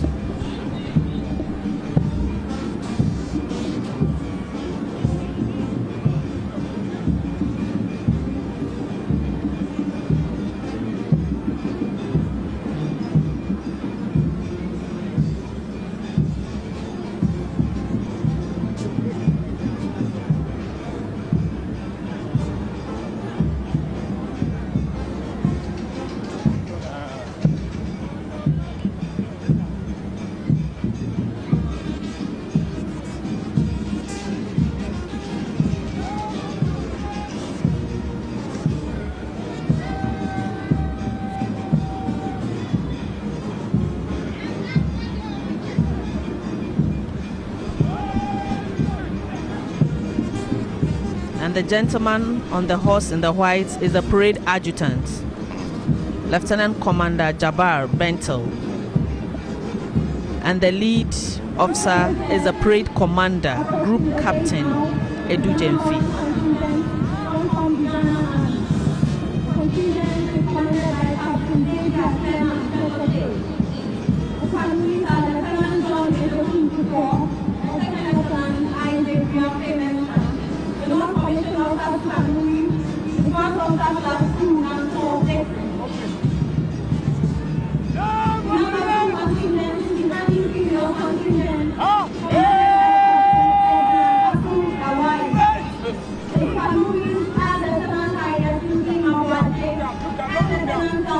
That was compliment paid to Mr. President. And anytime the parade is marching and gets to the days, Mr. President is expected to stand and take all the compliments before he takes his seat.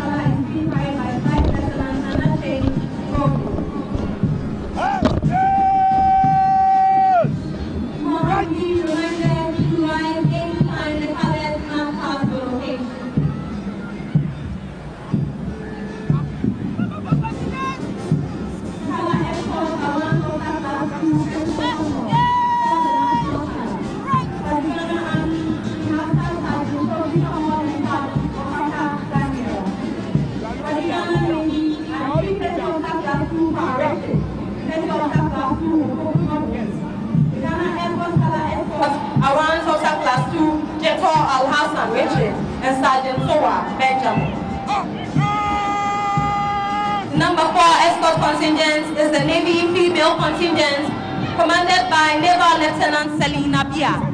The supernumeraries are Sub Lieutenant Jennifer Abwaje and Sub Lieutenant Christabel Enima Echampong. The contingent sergeant major is Petty Officer Class 2 Aliga Lokwe Regina. The number 5 contingent is an Air Force male contingent, commanded by Flight Lieutenant Emmanuel Kelly. The supernumeraries are Flying Officer Richmond Abutiate and Flying Officer Anderson Don Komangma. The contingent's non-commissioned officer supernumerary is Warrant Officer Class 2 Kunuma Raymond. The number 6 escort contingent is the Ghana Air Force female contingent, commanded by Flight Lieutenant Precious Shay. Her supernumeraries are Flying Officer Benedict Sana Achair Boy and Flying Officer Hamdallah Al-Hassan. The non-commissioned officer supernumerary is Flight Sergeant Asad Greta. Left, wheel, left. Following the safe contingent is the Parade Second in Command, Lieutenant Colonel Kwesi Ware Pepra.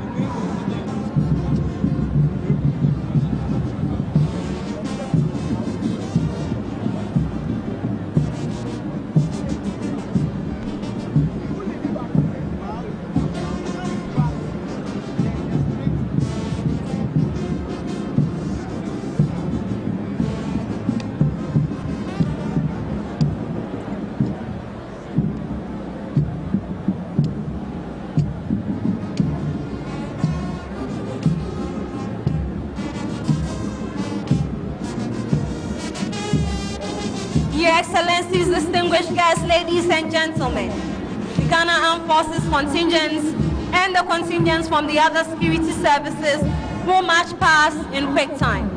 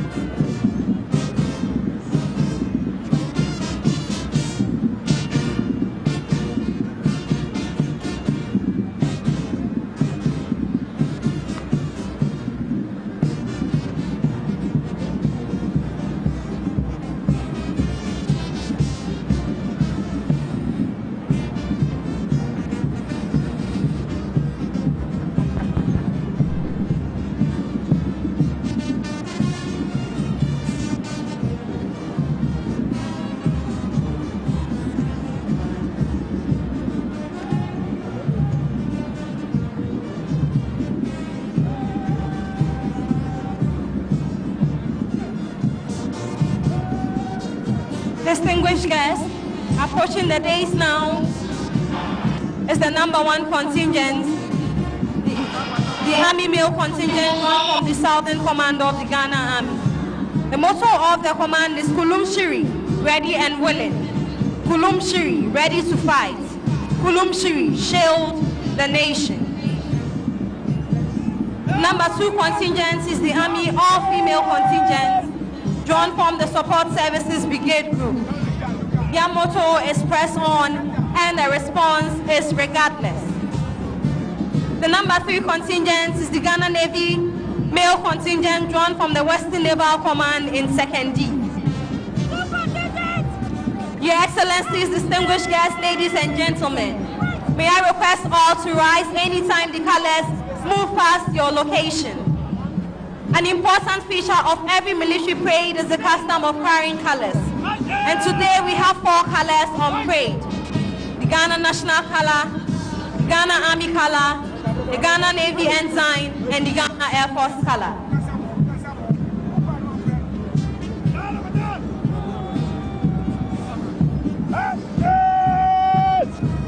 The #4 contingent is a Navy all-female contingent drawn from the Eastern Naval Command in Tema. #5 contingent is an Air Force male contingent drawn from the Air Force Base Accra, Air Force Base Takrade, Air Force Base Tamale, and the Air Force Headquarters in Accra. The #6 escort contingent is the Ghana Air Force female contingent. Personnel are drawn from the Air Force Base Accra, Air Force Base Takrade, Air Force Base Tamale, and the Air Force Headquarters in Accra. The next 4 contingents are drawn from the Ghana Police Service. #7 contingent is commanded by Deputy Superintendent of Police, Kodo Kofi Robert. The supernumerary is Assistant Superintendent of Police, Stephen Kobna Abrabi, and ASP Richard Nate. The contingent Sergeant Major is General Sergeant Ebenezer Tete. The #8 contingent is commanded by DSP Mary Esikumsin, with ASP Sunrise Adika and ASP Rose Ajo Aliga as supernumeraries. The contingent Sergeant Major is Policewoman Sergeant Ernestina Amponsan. The 9th contingent of the Ghana Police is commanded by DSP Baba Francis Kofi. The supernumeraries are ASP Roxy Jesse and ASP Kwame Teku. The contingent Sergeant Major is General Sergeant Ankuma Prince. The 10th contingent is the last of the police contingent and is commanded by DSP Theodora Imperiwa. The supernumeraries are ASP Estanate and ASP Opon Asante Doris. The contingent Sergeant Major is Policewoman Sergeant Sheila Eje. The next 2 contingents are made up of personnel from the Ghana Prison Service. The 11th contingent is commanded by Deputy Superintendent of Prisons, Houston Nana Adom. The supernumeraries are Assistant Superintendent of Prisons, Andy Mreku Asante, and ASP Roger Esiedu. The contingent Sergeant Major is Sergeant David John. The 12th contingent is the Prisons Female Contingent, commanded by DSP Vera Jekyll.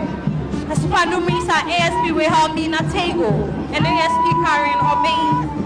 The contingent Sergeant Major is Sergeant Emilia Echampo. Contingents 13 and 14 are made up by fire officers. The male contingent is commanded by Assistant Divisional Officer Grade 2 Wilfred Odunya. The supernumeraries are ADO Grade 2 Ado Opoku Bernard and ADO Grade 2 Enoch Adonu. The contingent Sergeant Major is Assistant Station Officer Anan Ni Otu Solomon. The female contingent is commanded by ADO Grade 2 Abdul Fanta. The supernumeraries are ADO Grade 2 Ajua Chumesiwa Hughes. ADO Grade 2 Jejiri Paulina.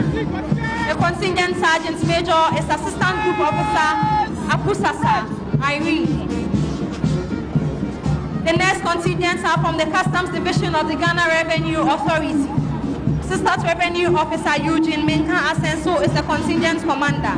The supernumeraries are ARO Edwin Nipe Tete and ARO Dixon Bano Kodria.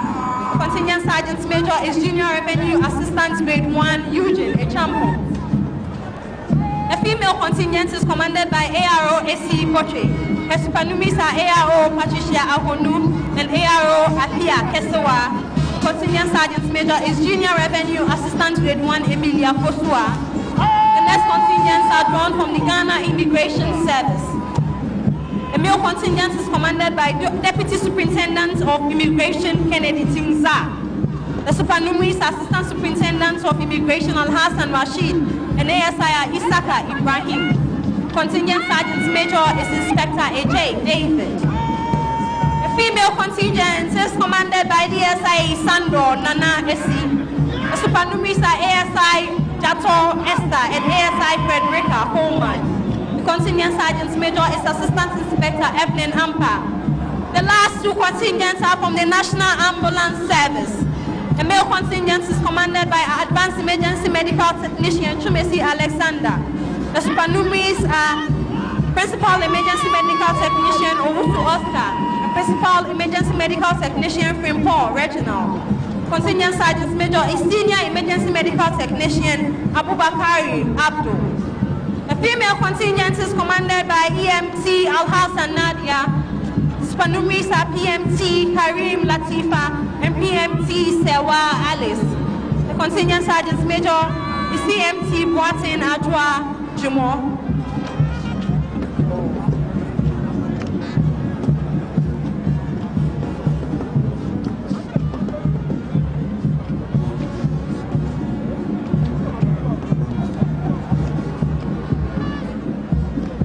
And Your Excellencies, distinguished ladies and gentlemen, we shall have a choral performance by the SDA Senior High School, the choir.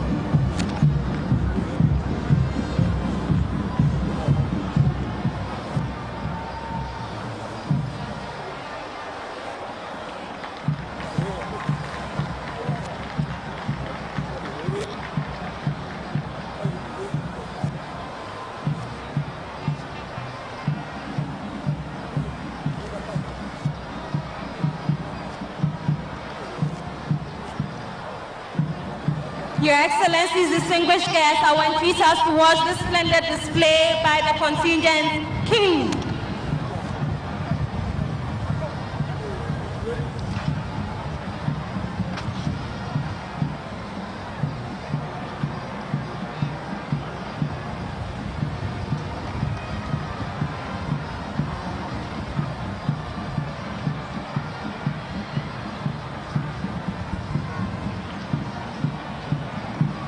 The contingents have used their rifles to ride our games. And indeed, the theme for today's 63rd Independence Parade is consolidating our gains.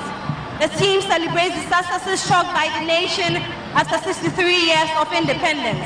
It also takes a retrospective look at her challenges within the context of Ghana's development agenda over the years.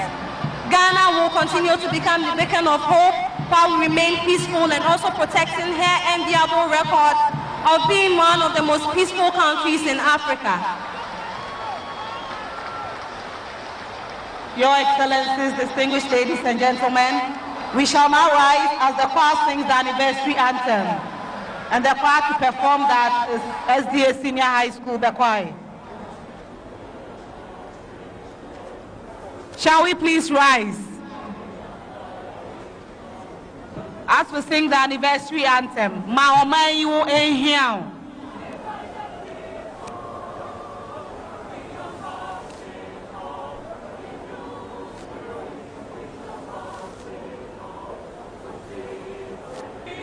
Together we shall build divided people.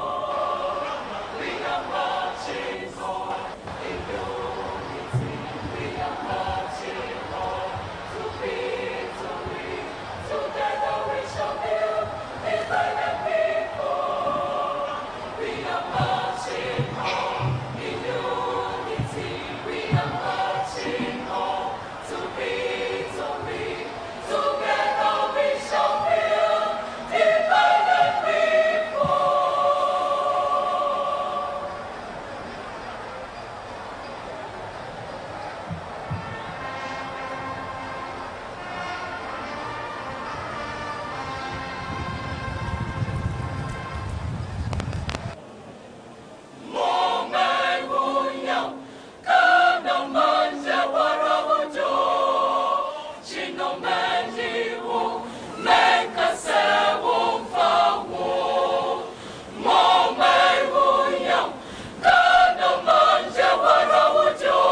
Please wave your Ghana flag.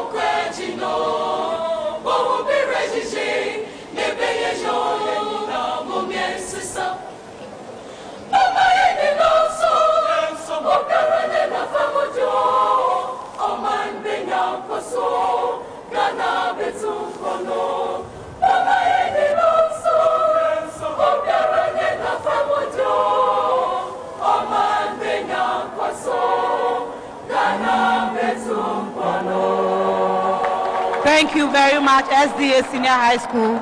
Shall we please be seated? And the choral trainers were Nana Ado Krantin Amua, Pastor Uriah Osei Mensa, and Esio Nkwabin David. This was done under the coordination of Mr. Opoku Ajiman, the Ashanti Regional Cultural Coordinator, and Mr. Anania Fuakwa, the headmaster of the school. Thank you so much, SDA Senior High School, Bekwai.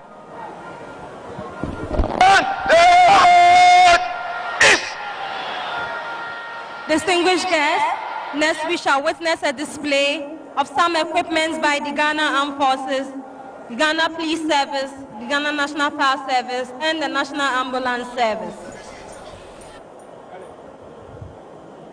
By the Ghana Armed Forces and other security agencies. You tell us, so the equipment display, we also have the Ghana Police Service, the Ghana National Fire Service, and the Ghana National Ambulance Service all coming together to display their equipment. Of course, we know that in recent times, the Ghana Ambulance Service was given over 300 ambulances. I'm sure they'll be displaying some of them, but what else are we looking forward to seeing, and in what order is it going to take place? The first to display the equipment will be coming from the 64 Regiment, and they will be coming with the quad bikes and snipers, and that team is led by Captain Anwar Sadat Adams. And then after that we'll have the Hunter vehicles, and these vehicles also operate in very rugged situations and defies all difficult and rough terrain. Then following the Hunter vehicles, we'll have the anti-aircraft guns and multi-rocket launchers. After which the signal will come. The signal is a radio control improvised explosive device jammer on their vehicle.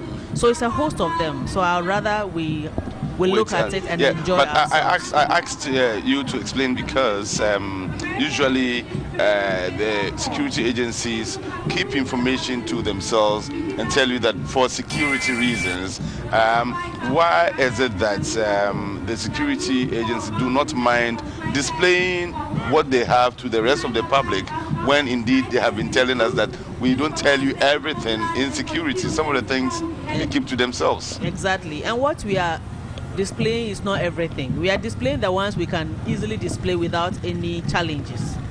So these vehicles, I'm sure you see them in town from time to time. So these are not things that the general public does not have to know. So we know what to bring out and what to keep in. So these ones, it's just for you to know that these are some of the equipment we work with, and they do not really have any challenge. They do not have any challenge. And what sort of impact do you hope to make on the public when you come out to display some of these things to them? Yeah, okay. Some of this equipment can operate in very rugged terrain. So somebody will ask you, something has happened overseas. How do you get there? If we go with an aircraft, eventually we'll have to get down into a vehicle. So some of these vehicles are to tell you the environment in which they operate, and to assure you that irrespective of where you are located, we have variety of vehicles that can reach your location. We also have different weapons for different purposes, which I will not explain anyway. So that is basically just to give you that assurance that we are there to ensure our total safety and security.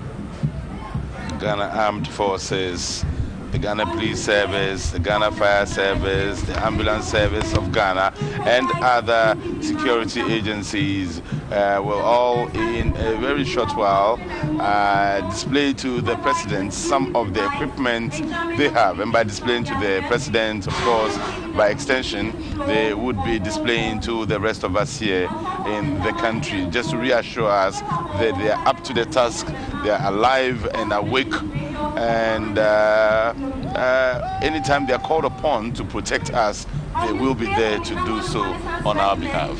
The leading vehicles are the Cobra 1 Rescue and Surveillance vehicles. They have adopted the Diamond formation. They are equipped with gunshot detection system designed to detect, locate, and provide equipment are in place, like Commander Andy was saying. and then Nubaram And then we Tower. have no PS And the at group one officer is one officer class 2, Kutu, Victor. The next vehicle is the Cobra 2 armored personnel carrier. They have adopted the force formation. They are also used to support assault troops in conducting special operations such as raid and counter-terrorism. They are commanded by Second Lieutenant Steven Lati. The group one officer is one officer class 1, Chumesi Hansha. At the rear of their formation, there are cells of combat vehicles. They are equipped with the 19mm quick firing gun. They have also adopted the Line 1 formation. They are under the command of Second Lieutenant Jonah Frempa. That group one officer is one officer class 1, Anka. So that's a display of equipment by the Ghana Armed Forces, the Ghana Police Service, and also the Ghana Ambulance Service, the Ghana Fire Service, and all the other security agencies. Commander, you are the military officer here with us. You may want to explain to us what we are seeing for purposes of educating our viewers. Okay, so the shot currently in our view is from the 66 artillery. But from this angle, the 4 vehicles in front are from the Armor Regiment, the 153 Armor Regiment in Accra. Those are the 4 vehicles we are seeing. And then directly behind them, we have the 66 Artillery Regiment.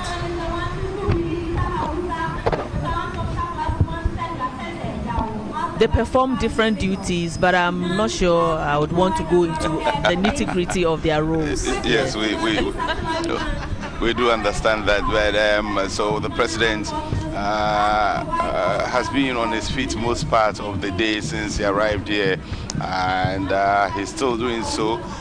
Remember that this is the 63rd Independence Anniversary Parade, but it is the first time it has been brought, the national celebration has been brought to the Ashanti region, and specifically to the capital, Kumasi. And it's the second time ever in the history of the Republic of Ghana for the event to have been moved outside of the capital, Accra. The first time was in Tamale, the northern regional capital. Here we see a display of some military equipment. Indeed, this is obviously from the Navy. This is the Ghana Navy. I know this too.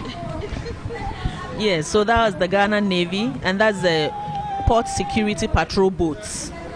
And these boats are rigid-hulled, inflatable boats used by the Navy for operations at sea and for diving operations.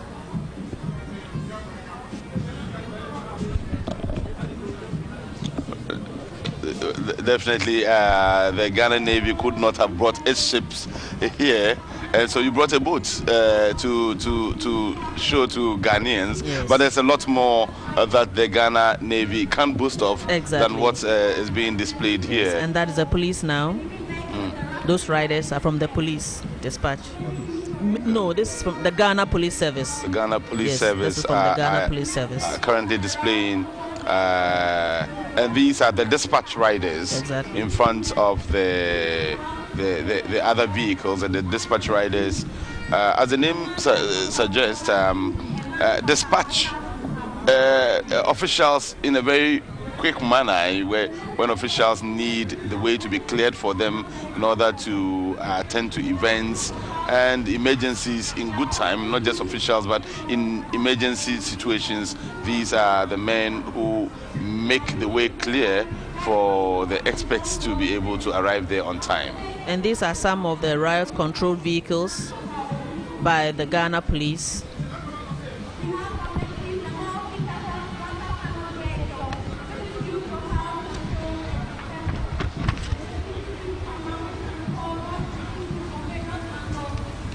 Ghana Police Service displaying their equipment to the Commander-in-Chief of the Ghana Armed Forces.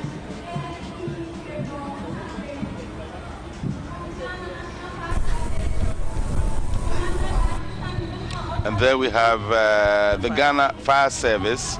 The Fire Service were also restocked not too long ago. they have still been appealing for more.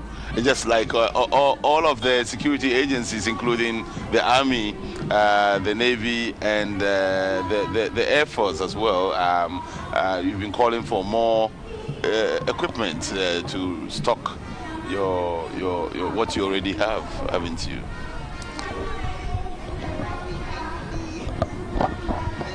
Also, from the Ghana National Fire Service, you see the ambulances. Not too long ago, Abdul, the ambulances became a subject of a national conversation. Of course, the ambulances were a source of national conversation, especially when many Ghanaians could not. Yeah, and that is the physical trainers once again. Yes, physical training instructors from the Ghana Armed Forces. We earlier saw them display on the field, and now they are displaying some of their equipment. This looks more like a mobile gym, if you ask me. It's amazing to see a human being just rotating with that vehicle continuously. And this is going to go on throughout. Wonderful. Please don't try this at home. Not at all. Not with your friends or your brothers and sisters. Logs. Those doing the sit-ups. Yeah. You see, they are carrying logs. They're carrying logs. Yes. On a moving vehicle. Yes. Maybe when you sit and you want to do normal sit-ups, it's difficult. And you are carrying logs on the move. Okay, so. Yes, and that is what we are pressing. This is really a display of physical fortitude, not just mental fortitude. The 63rd Independence Anniversary Parade here at the Yara Sports Stadium, and the scenes here, those that cannot be brought to you on camera, are even more exciting than the ones we see on camera, because the activities taking place outside of the premises of the stadium. It's amazing. We'll be bringing you that once the official ceremony is over, and GBC News will bring you all the scenes that could not be brought to you here. So you stick with GBC as we bring you even the minutest detail of the event here this afternoon. It started in the morning at about 9:30 when the president arrived. And so far, it has been exciting. We've seen school children, students, we've seen teachers participate in this. But beyond that, we've seen different cultural groups also represent here. We've seen the different regions, more especially the new regions that were created a little over a year ago. They all came to Kumasi to showcase what it is that their regions have to offer to the rest of Ghana. So we saw the Bono region, the Bono East region, we saw the Savannah region as well as the Northeast region. They each had representation here. It's been an exciting scene. And then of course the security agencies have been phenomenal so far today. And currently we're seeing the display of equipment. Yes, personnel have gone to pick their weapons. You remember they displayed our gains. Yes. They've gone to pick their weapons, and any moment from now they will advance in review order, simply meaning they will get closer to Mr. President to listen to his speech. What is this right now is that because of the parade? Yes, that is it. That's the review order.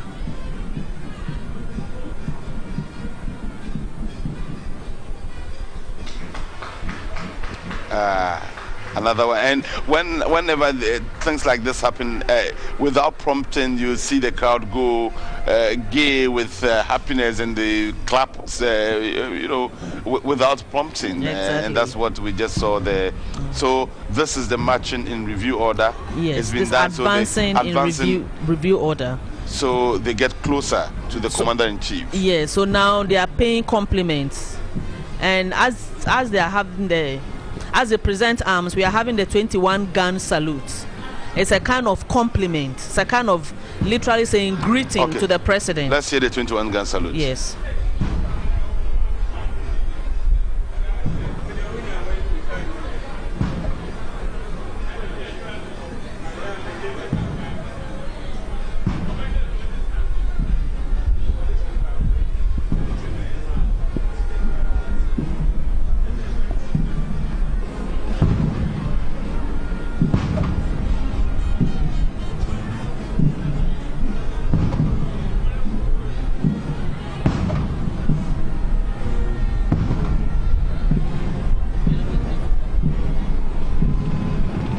Oh, I didn't expect. We haven't seen this. We've seen after the 21 gun salute, then the 3 choppers just flew past. This again talks about precision, timing, and then there's nothing like Ghanaman time. Time is time, and we have just been shown, because if they had missed it by even a second, the beauty would have vanished. So we watched 3 things together. They had presented arms whilst we're playing the national anthem. We had the 21 gun salute, and simultaneously we had the aircraft flying past. And all this happened almost at the same time. Yes. And so timing is of the essence. Exactly. And rehearsal, to be sure that everything is on point. And that means that in the life of the ordinary man, practice shouldn't be taken for granted. And timing, the Ghana time is high time we got over it and did things on Parade time. Commander Edu Jemfi now.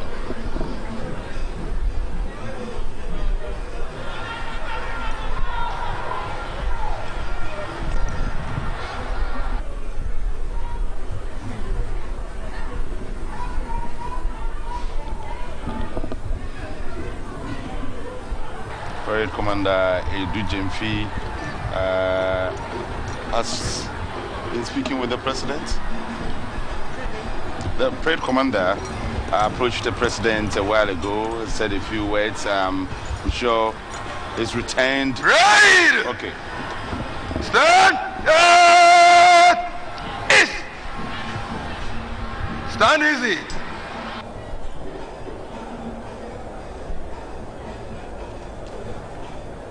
May I respectfully invite the special guest of honor for this year's independence anniversary, the Prime Minister of Trinidad and Tobago, His Excellency, Honorable Dr. Keith Christopheroli, to give his address.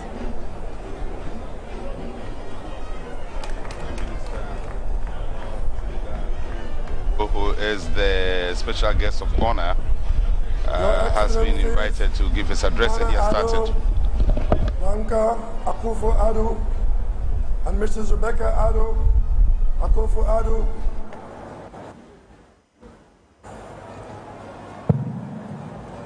Your Excellencies, Alhaji Dr.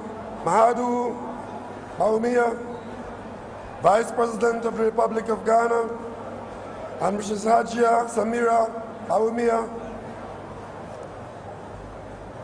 Your Royal Majesty, Otumfo Osei Tutu II and Lady Sophia, Lady Julia, the Speaker of the Parliament, the Right Honorable Professor Yara. Maven.com.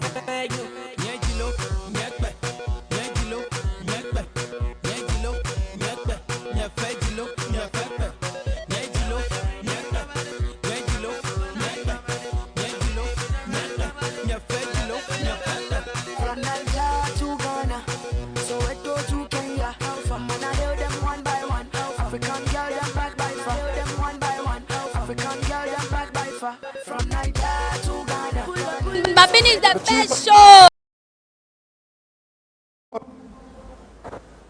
Government officials, Honorable Minister of State, Chiefs and Queen Mothers, distinguished invited guests, friends of the media, ladies and gentlemen, it gives me great pleasure to bring to you the government and people of the Republic of Ghana the best wishes of the government and people of the Republic of Trinidad and Tobago, and to join with you here in Kumasi to celebrate the 6th independence of the Republic of Ghana. I am particularly pleased to be here in Ghana following the success of the Year of Return in 2019, through which Ghana extended a hand of welcome to all descendants of Africans who were captured and transported to the Americas beginning in 1619 with the arrival of the first enslaved Africans in Jamestown, Virginia, in what would become the United States of America. We in Trinidad and Tobago recognize our ancestral and historical ties to Ghana and other countries of the African continent. The archival records of Trinidad and Tobago show that in 1813, the census of Trinidad, in which enslaved Africans on the island were registered by region of origin and ethnicity, there were persons in Trinidad of ethnic groups drawn from the land of West Africa, from the modern countries of Senegal in the north to Angola in the south, including the Fanti and Akwan ethnic groups from the then Gold Coast.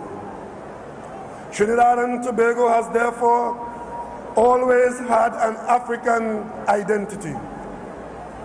It should be no surprise then that nationals of Trinidad and Tobago had a significant role to play in the 20th century in the development of Pan-African thought and action, starting from the organization of the first Pan-African Conference in London in July 1900 by Henry Sylvester Williams, the Trinidadian barrister, and continuing through the seminal roles played by C.L.R. James and George Padmore in the development of Pan-Africanism. The roles played by C.L.R. James and George Padmore in the development of the political philosophy of Dr. Kwame Nkrumah, the first Prime Minister and President of Ghana, is well documented, with Padmore, a renowned Pan-Africanist, friend and advisor of Dr. Nkrumah. He provided able counsel and support for the establishment of an independent Ghana. It is reported that at the opening of the George Padmore Research Library on African Affairs in Accra on the 30th of June 1961, President Nkrumah ranked Padmore as one of the greatest architects of the African liberation movement dedicated to African union and unity. The attainment of your independence in 1957 under the leadership of Dr. Nkrumah was therefore cause for celebration, not only in Ghana, but also among the nations of the world, which at that time were still struggling to free themselves from colonial rule. Through the formal establishment of relations between the independent countries of Trinidad and Tobago and Ghana, that will take place for 10 years later in 1967, the success of Ghana's independence struggle provided an example of what was possible to those colonies yet to follow in Ghana's footsteps. This close relationship put forward by the United Kingdom and the United States was a resolution which was sponsored by the UK and seconded by Ghana when Trinidad and Tobago was admitted to the United Nations. Over the 53 years of diplomatic relations between our countries, we have pursued shared interests in our bilateral relations and in regional and international fora, including the African, Caribbean, and Pacific Group of States. I wish to draw to your attention specifically the two areas of cooperation, agriculture and energy, which build on a history of collaboration between our two countries. The importance of agriculture in the development of a country cannot be overstated, as it provides the most basic and essential form of security for society. This food security also has the potential to translate into income security, as it provides means of sustenance and income for many of our people.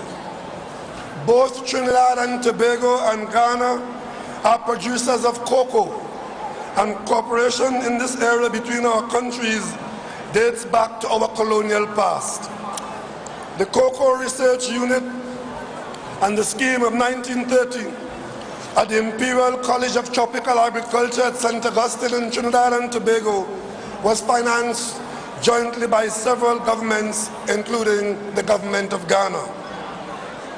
Ghana hosted the first roundtable on sustainable cocoa economy in October 2007, followed by Trinidad and Tobago in March 2009. Both our countries are also states parties to the International Cocoa Agreement of 2001. Trinidad and Tobago has an interest in furthering collaboration with Ghana in developing our cocoa sectors through establishing linkages between our respective cocoa management authorities. Exchanges in expertise and technology, sharing of genetic material, training, joint venture projects, cocoa tourism, and the processing of cocoa into finished products along the cocoa value chain are all matters of interest between our both countries. With respect to energy, Trinidad and Tobago has been involved in the petroleum sector for over 100 years, undertaking considerable oil and gas exploration on land and shallow water. As the largest oil and natural gas producer in the Caribbean, Trinidad and Tobago's hydrocarbon sector moved from an oil one to mostly natural gas based in the early 1990s. In January 2007, the then Prime Minister of Trinidad and Tobago, the late Patrick Manning, announced the establishment of an African Energy Initiative at the 8th Ordinary Session of the African Union in Addis Ababa in Ethiopia. The objectives of this initiative for Trinidad and Tobago were to provide assistance to the countries of West, Central, and South Africa in developing their energy sectors, to further the economic development and wealth of the selected states of the African Union by providing free technical expertise in an advisory capacity to assist them in monetizing their petroleum and natural gas resources. Also to assist Africa's achievement of the United Nations Millennium Development Goals. And thirdly, to enhance opportunities for South-South cooperation with selected states of the African Union. Additionally, there have been discussions between the Takoradi Technical University of Ghana and the University of Trinidad and Tobago, UTT, focused on exploring between the two universities the development of human resources and technical capabilities for Ghana's oil and gas industry. Trinidad and Tobago is ready and willing to assist in the development of this new area of economic activity in Ghana, and you will find in Trinidad and Tobago a ready partner through energy skills training and linkages between our tertiary institutions. These two areas, energy and agriculture, build on a history of collaboration between our two countries. It is for this reason that Trinidad and Tobago would wish to enter into arrangements with Ghana as soon as possible for the establishment of air services and transportation between our two countries.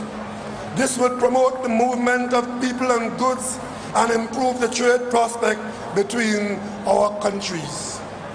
As I close, I recall that on the last occasion I had the privilege to visit Ghana in 2016.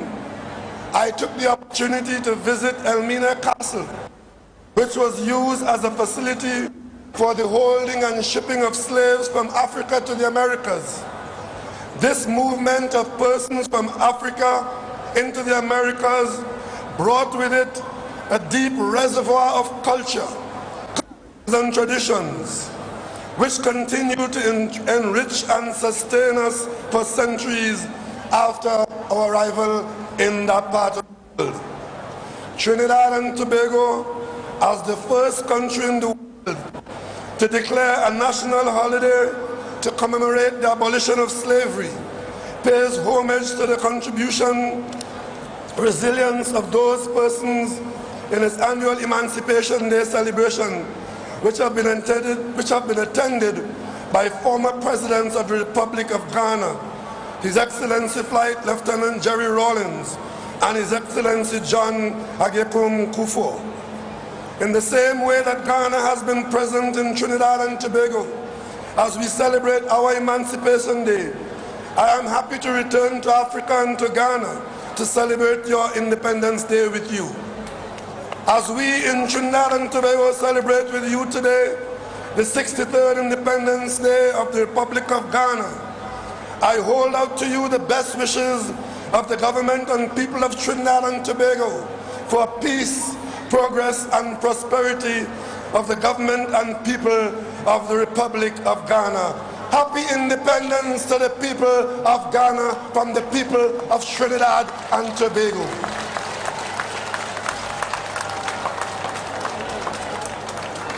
Thank you very much, Your Excellency.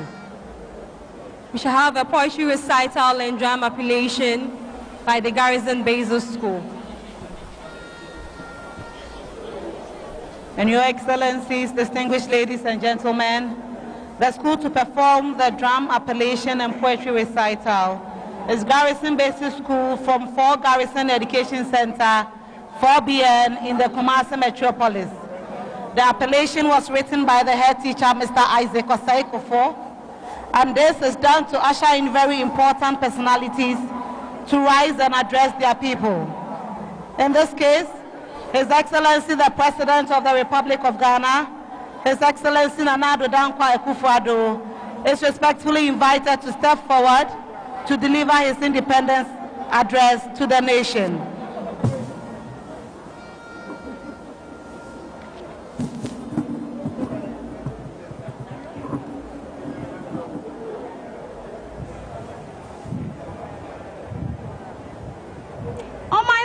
Ghana ene osani kokro be pia ma Ghana my pudio no ma nyina bochi abepie santima mu onyankopon Allah nyankopon se chi adama enu ama mfashe kesie edin mpenye ewo omayi mu na ama akehye nyina se obebo wanya bedu nufutabra ba Ghana ma nyina no manoi onyame anoa ama aben ahia bi hue ye bo mrane ana so na efataw onua na ho brasel na butirenti wajina nkonson atutu mprenu ama atuduro sai na ne prensa so na woto no ekumado ma bebre emodo ma pempem so e ma wona ho papatu da na ho wono no wo bemem wo yo chiman de sekan etina kan yesunsun kuta te se kuta de ne wonyire wonsem na sunfiri wonsada wa wotasitasi obuoni ni die do boa te sesebi koko kracha wo boa ne krata no akwaja abase bo wa kwa foda ase wa onyame adumunim denti wasua mra guwidiem amanne emrani fonkare hunu wa o chaw prise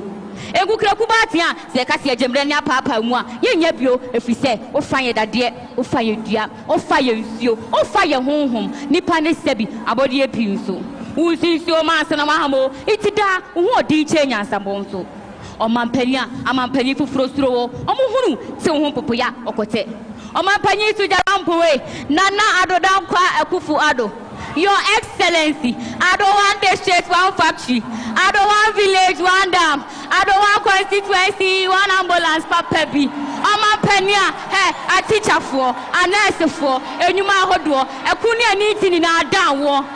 Ukra umudia muti sabrakosia. What tima to send out for passage.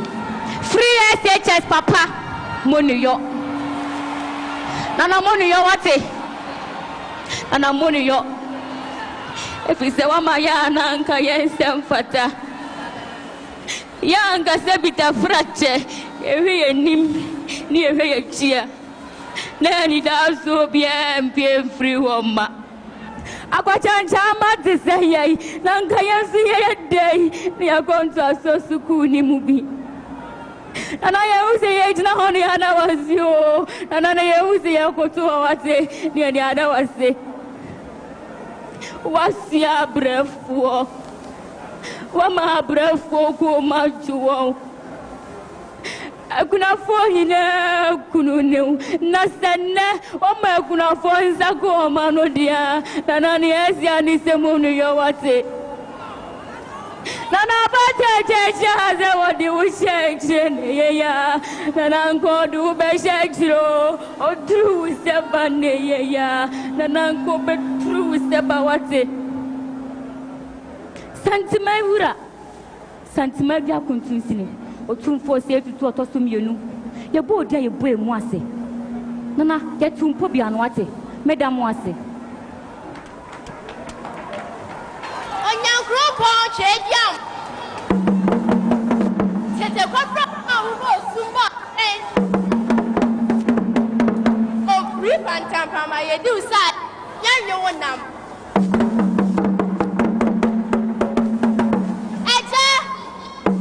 My home in the soap. And then,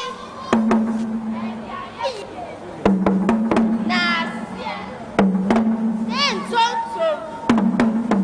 You are yet. Wagan and feared you, see men suffer who did. A name go at sea.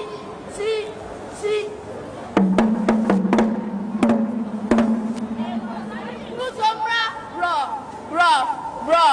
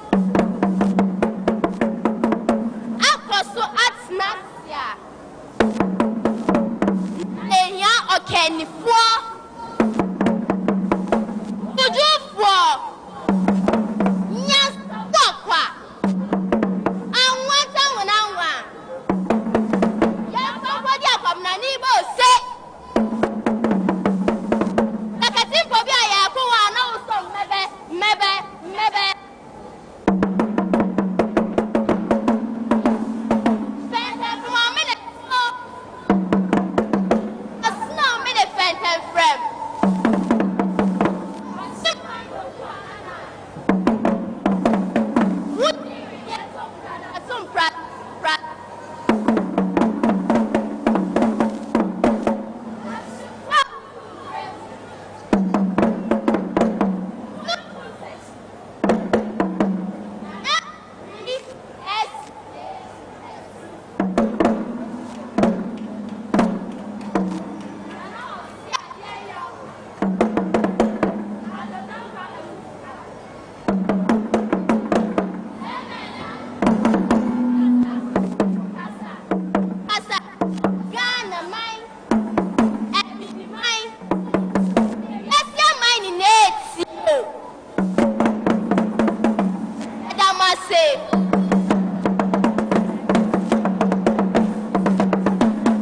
and the pupils were taken through rehearsals by Mr. Dapa Moses, Mr. Antonio Poku, and Mr. Ochu Eric, all teachers of Garrison Basic Schools, and this was done under careful supervision of Mrs. Joyce Afrenuama, Director for Cultural Education Programs, Ghana Education Service. May I respectfully invite the President to deliver his 63rd Independence Anniversary speech. Mr. President. Distinguished ladies and gentlemen, we have reached the climax of today's Independence Anniversary Parade, which is the anniversary speech by the Commander-in-Chief of the Ghana Armed Forces. With a round of applause, join me welcome Mr. President Nana Addo Dankwa Akufo-Addo for the 63rd Independence Anniversary speech. Mr. President.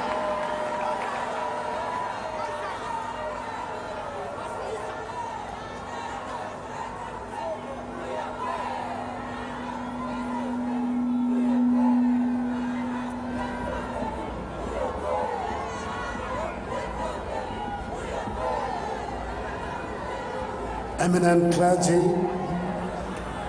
Your Excellency, the Prime Minister of the Republic of Trinidad and Tobago, our esteemed guest of honor and your spouse, First Lady, Vice President and Second Lady, the Right Honorable Speaker of Parliament, Chief Justice and spouse, Chairperson and members of the Council of State, Your Excellency, the Second President of the Fourth Republic, former Second Lady, Otumfuo Asantehene, dignitaries of the Ghanaian and Trinidadian states, the Chief of Defense Staff of the Ghana Armed Forces, the Inspector General of the Police Force, commanders, officers, men, women of the security services, Nananum and traditional rulers, members of the diplomatic corps,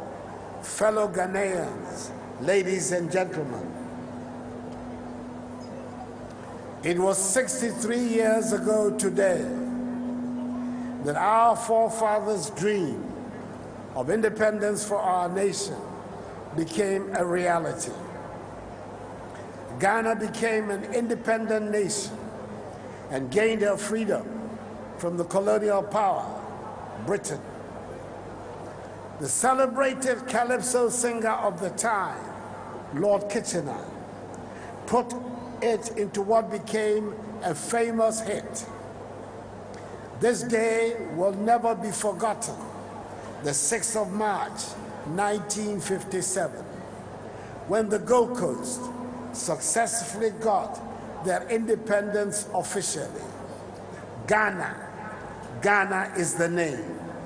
Ghana we wish to proclaim. We will be jolly, merry and gay the 6th of March, Independence Day. Today, as we mark this sacred day on our calendar, it is worth noting that the great majority of our population was born after 6th March 1957.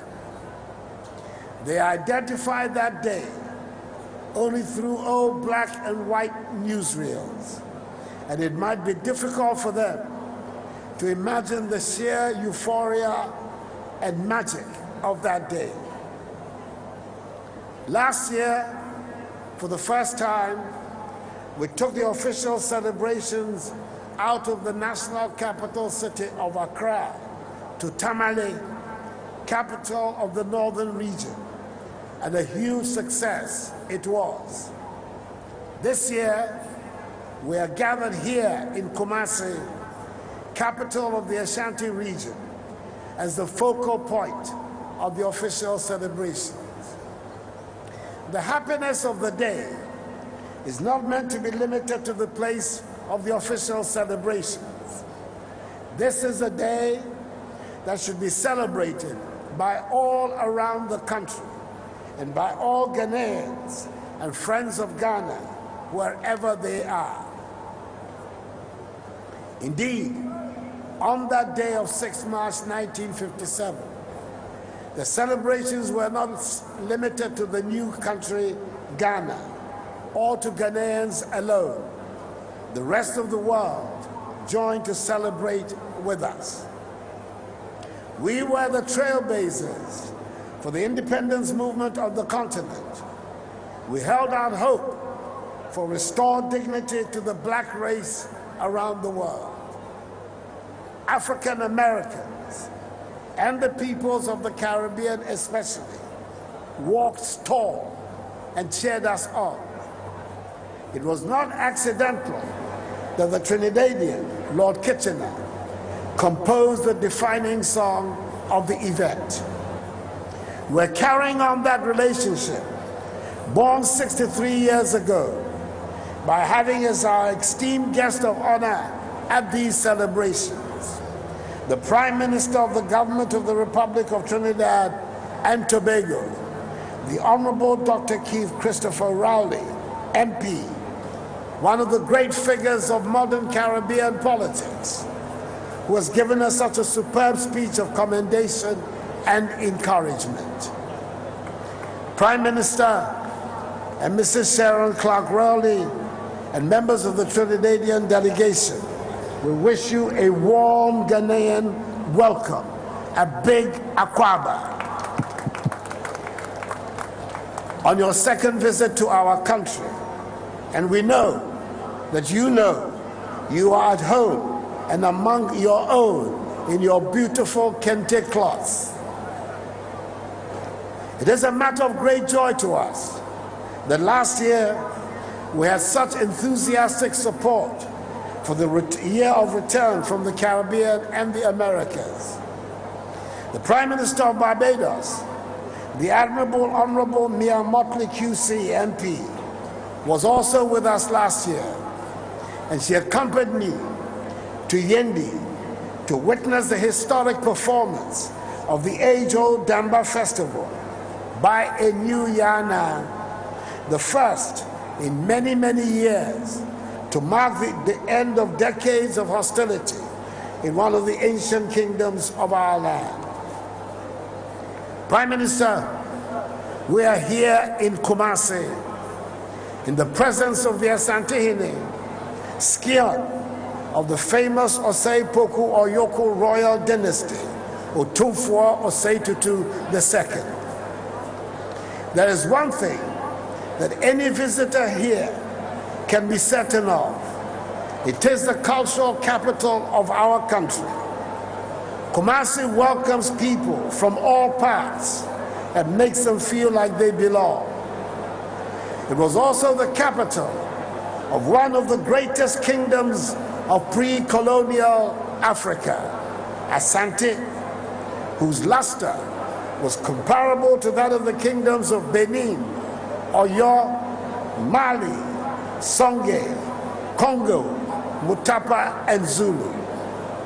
So we are indeed in historic premises and are grateful for the attendance of the mighty Asantehene and the other noble traditional rulers.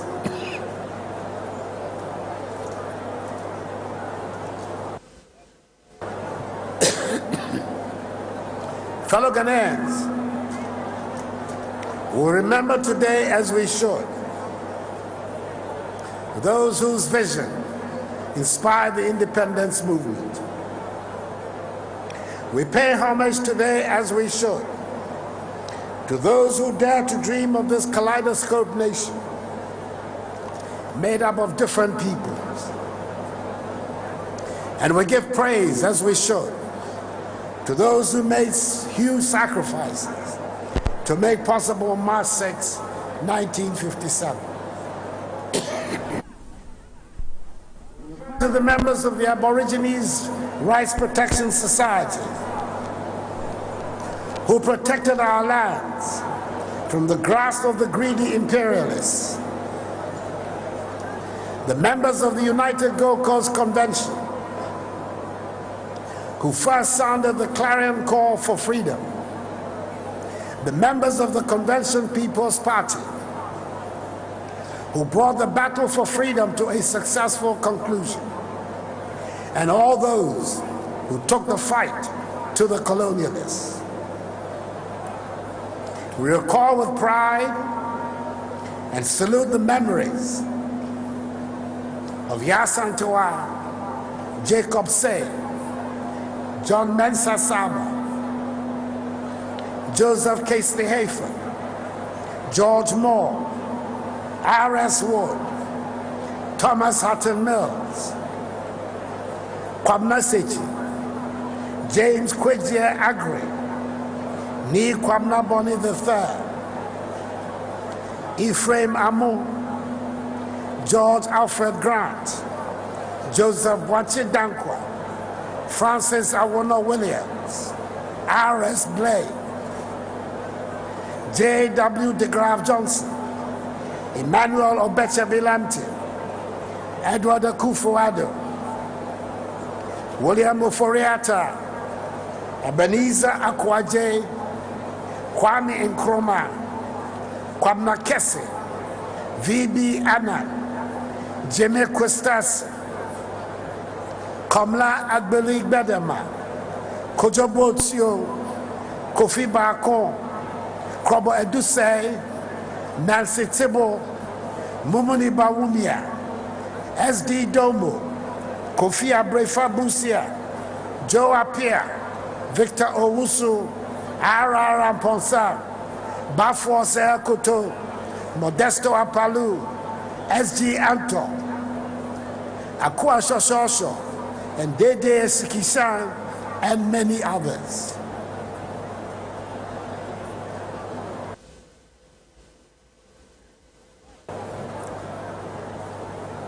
Since we gained our independence, we've had difficulties and stumbled in the search to reach our potential. But Ghana has never lost her position as the inspirational leading light of the African continent. At 63, we know that we have squandered many opportunities that properly utilized would have brought us to the economic breakthrough to which we aspire. We lament, and rightly so, the infrastructure deficits that plague all sectors of our lives, and the considerable number of our people who still live in poverty. But if truth be told, we have solid reason to rejoice and be thankful to the Almighty, for this is a blessed nation. It is a good thing that we are usually so very hard on ourselves, and the critical voices sometimes drown out everything else.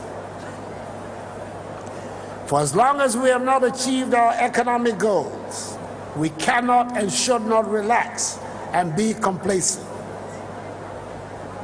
However, we should learn to count our many blessings and not talk ourselves down unnecessarily. It surely must count for something that our nation has been spared the ravages of civil war that have racked some of our neighbors and other nations on the continent. It must count for something that we have been spared the epidemics that have brought havoc to other nations in our neighborhood.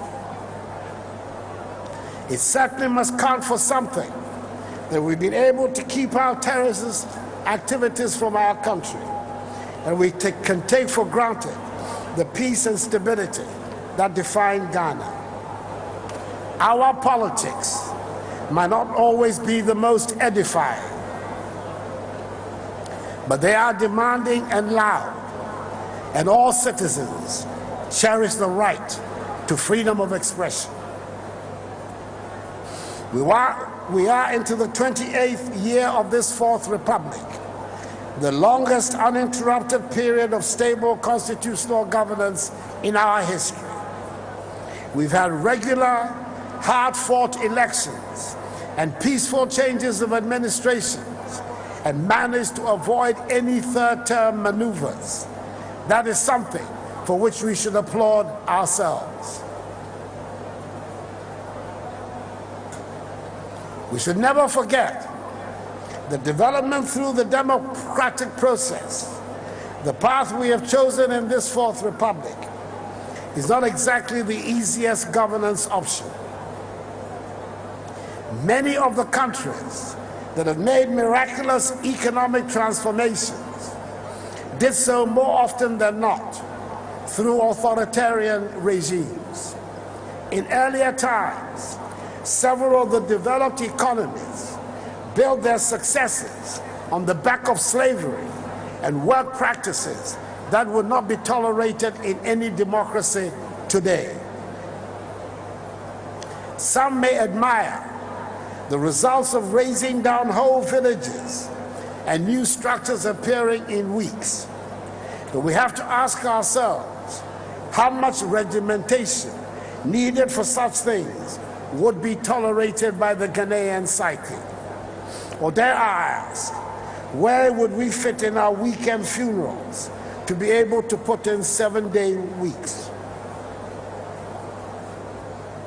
We should be proud of the liberal democratic path we are treading and unite to make it work. We could and should be able to bring out our people out of poverty and into prosperity faster. But let us acknowledge that good things are happening in our country and we are making progress. 19% of our people do not have access to potable water, but 81% of people in Ghana presently have access to safe water. We are making progress. The supply of electricity has reached 85% of the country. We are making progress. No child has died from measles in the past 17 years in Ghana. Fellow Ghanaians, in our country, measles used to be the leading killer of children aged under 5. We are making progress. No longer do mothers have to sell off their most treasured fabrics and jewelry, and fathers go to money lenders to be able to see their children through senior high school. Today, senior high school education is free for every child. We are making progress. There are more children in secondary school now, especially young girls, than we have ever had. We're changing the curricula and focus in education to meet the needs of the modern economy and prepare our young people to compete on the global scale. We are making progress. More and more people are embracing the need to preserve the beauty of our environment and the purity of our waters and oceans. We are making progress. Some 25 years ago, only a few wealthy people carried mobile telephones. It was a status symbol, and it gave them access to opportunities that few could dream of. In the year 2000, there were 90,000 mobile phone subscribers. In 2020, there are 41 million subscriptions. Mobile subscriber penetration is bigger than the population. We are making progress. The digital revolution is changing the face of our society and our country, and soon we will take a deserved place as a modern economy. We are making progress. The creative arts are thriving, and there are exciting things to interest a wide range of people. The fashion scene is vibrant and unearths new talent every day. Take a look around this stadium and feast your eyes on the riot of colors and the wide variety of styles that our kente weavers can conjure. Every day, this ancient, royal, eye-catching, beautiful fabric is reinvented to win over new generations. The kente, of course, has crossed over our boundaries and is no longer exclusively Ghanaian, but the symbol of identity for peoples of African descent everywhere. Our designers, tailors, and dressmakers keep Ghanaian-made clothes in the top range of attractive clothes. Art galleries are alive with established and new painters and sculptors, and there are signs of their innovative works all around us. We have always been known for musical talent, and this generation is keeping up the tradition. Fellow Ghanaians, there's renewed confidence in our foods and a strong belief in the things that define us as Ghanaians. We have always been known for arguments and debates, and in an election year, it is predictable that the decibel level would go up. That is what we're currently experiencing. But as the saying goes, even as the arguments get louder, we keep a keen lookout for each other's eyes. There is an Akan proverb that says, Omeniku, ye kwa, ye kikan wilso, ye ntuasiye. When we fight as members of a community or family, we bite off hair, we do not uproot it. In other words, in our gravest moments of fury, we strive to avoid bloodshed. The consensus is holding for all of us to work towards the prosperous, peaceful, and happy Ghana we want. We all recognize that the responsibility we carry as the first Saharan colonial country to gain independence is not simply to build a successful country. We owe it to the rest of the continent and the black race to demonstrate that indeed we can build and run a successful, prosperous, and happy country. This is a task we do not shirk and which all Ghanaians accept. Our Pan-African vision remains on course as we continue to be in the front line of the effort to forge a united Africa, and our peers have conferred and honored us with the duty to host the Secretariat of the African Continental Free Trade Area. We are making progress. During the course of the year of return, which we marked last year, we were glad to welcome hundreds of thousands of visitors from the African diaspora, and we're hoping that the renewed relationship between Ghanaians and our kith and kin from the Caribbean and the Americas will grow from strength to strength.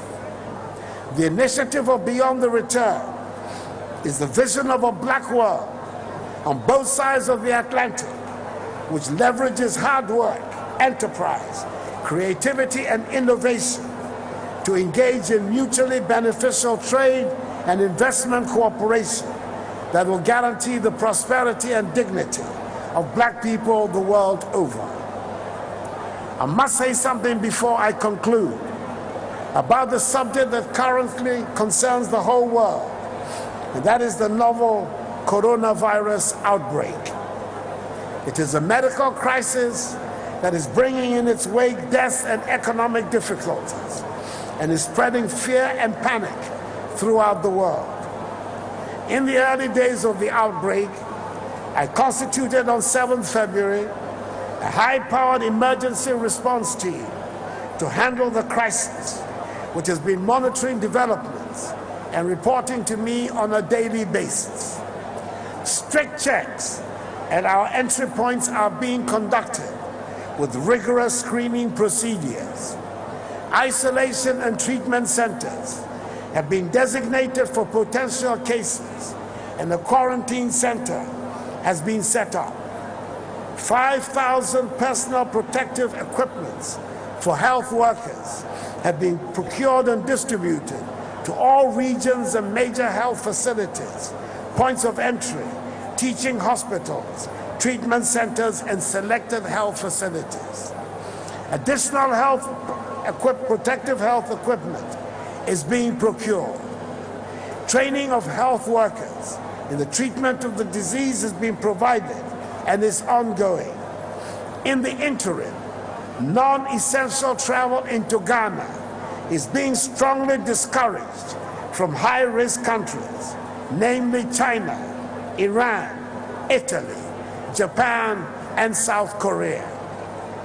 We're counting on the experts to do their part to safeguard us.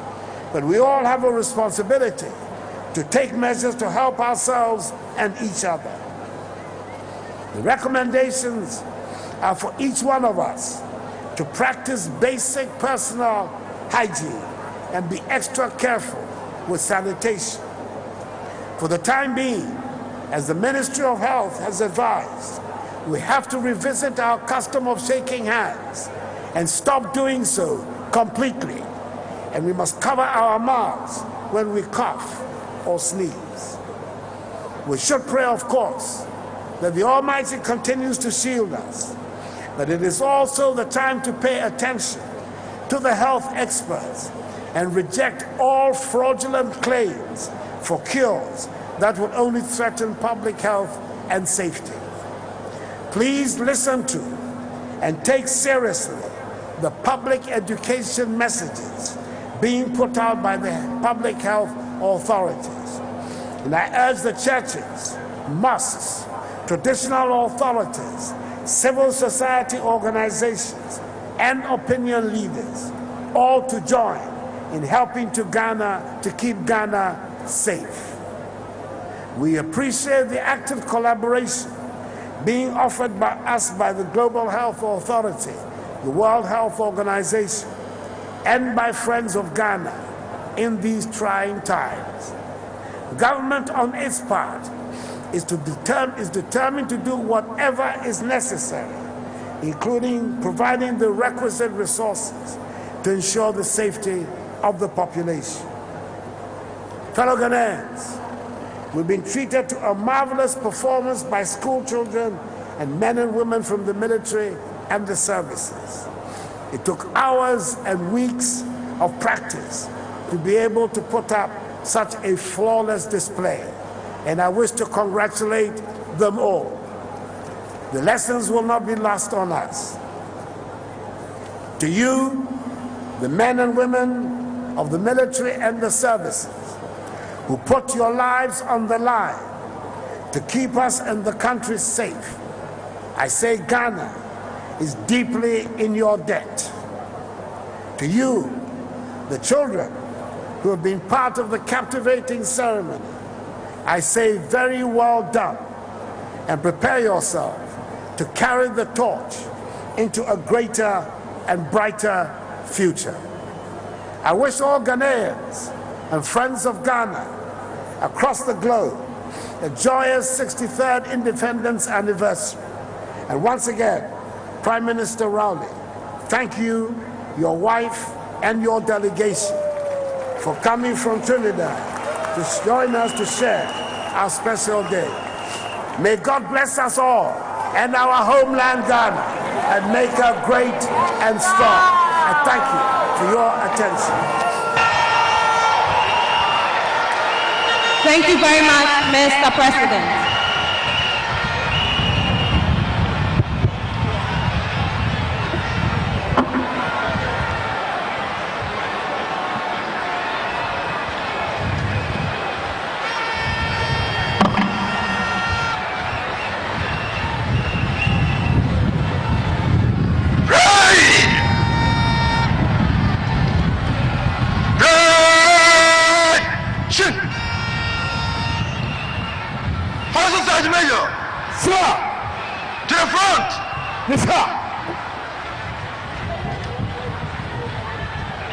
The Forces Sergeant Major Chief Warrant Officer Baka Ramos is marching forward to lead the contingent to give 3 hearty cheers to the President of the Republic of Ghana and a powerful yell for Mother Ghana.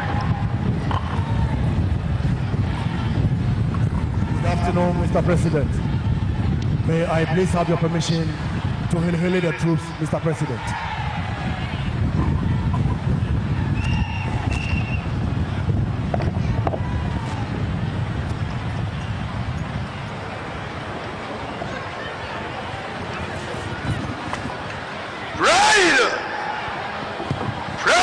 Will remove headdress. Remove!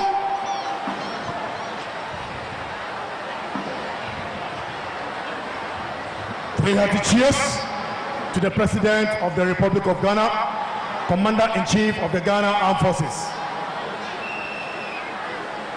Adopt the posture. Left foot. Pull together. Let's pull together. We shall pull together. Resume the posture. Left foot. Let's go together with one accord. Ghana is the star of Africa. Let's go together with one accord. Ghana is the star of Africa. Ghana, let's go. We are the star. Move it. We are the star. Ghana is the star of Africa. Ghana for Wendy. Maniaci. Maniaci.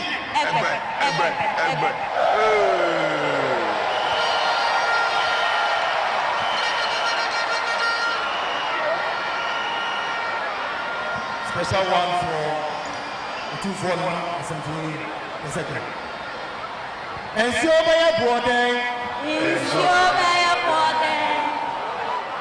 And so by a boarding. And so by a boarding. What's the bracket that you want to say? Yes.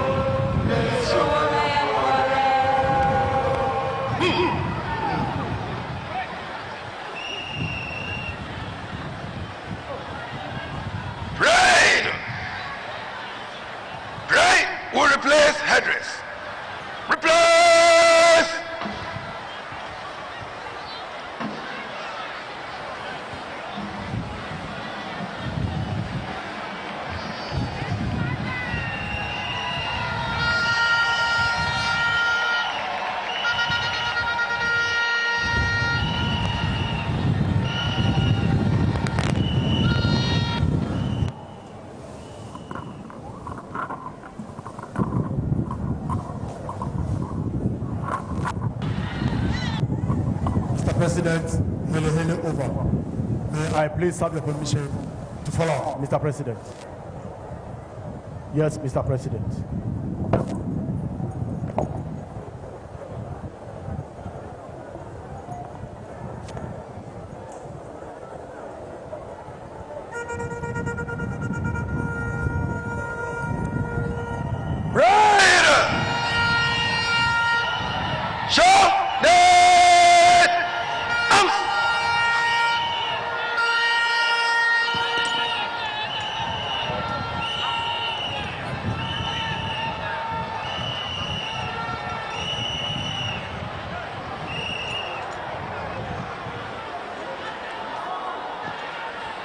Mr. President, prayed over.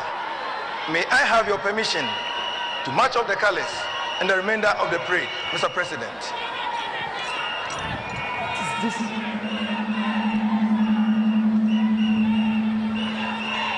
You are humbly requested to rise when the colors are passing your location, and all personnel in uniform are reminded to pay the appropriate compliments.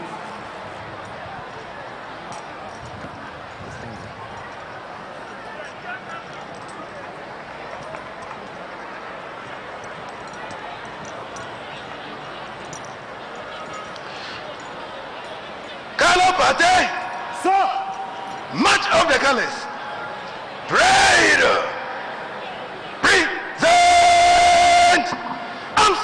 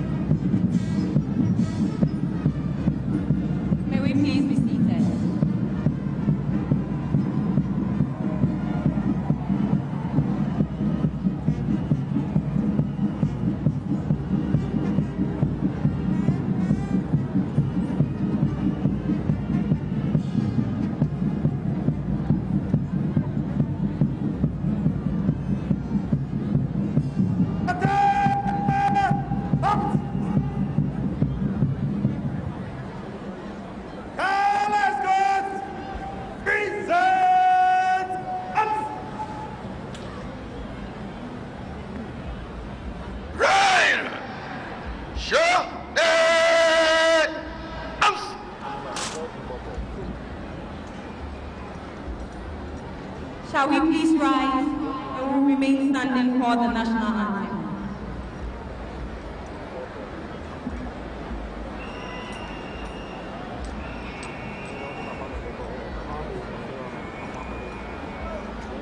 National salute.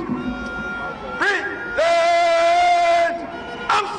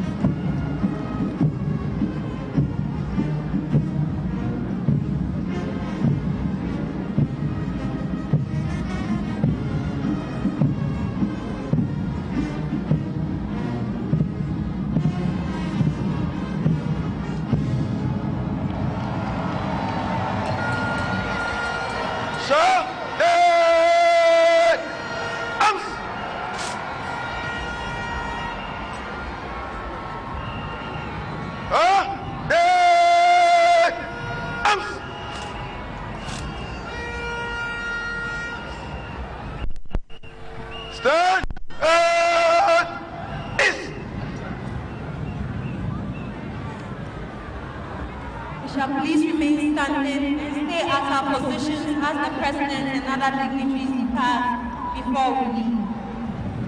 Your Excellencies, distinguished guests, ladies and gentlemen, I wish to remind all that the Ghana Armed Forces Open Day activities will be held at all garrisons on Saturday, 14th March 2020. The Ghana Armed Forces wishes to invite the general public, and particularly all school children, to be part of this day to get to know and learn more about the Ghana Armed Forces. Permit me to acknowledge the Formation Commander of the Fly Pass, Squadron Leader Dawe, and his crew, Flight Lieutenant Sabuaje and Flight Lieutenant Anan, for their splendid performance. If you want to have a feel of more of the Ghana Air Force, take note and visit the Air Force bases in Accra, Tamale, and Tapadi on Saturday, 14th March 2020.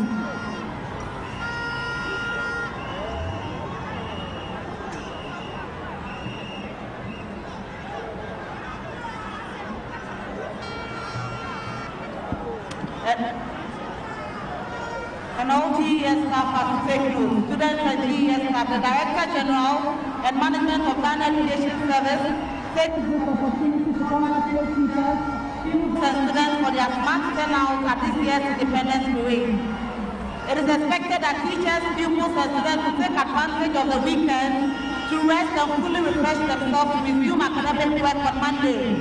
Please note that Monday, 9th March 2020 is not a holiday. Signed by the Director General, Professor Christopher Mamamba. Thank you very much. Thank you very much. Departure formalities begin right away.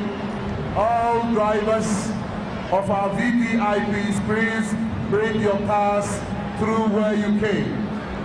The President of the Republic is to depart first, followed by the Prime Minister of Trinidad and Tobago, and then the Vice President of the Republic of Ghana will follow, and then Asantehene Otumfuo Osei Tutu follows.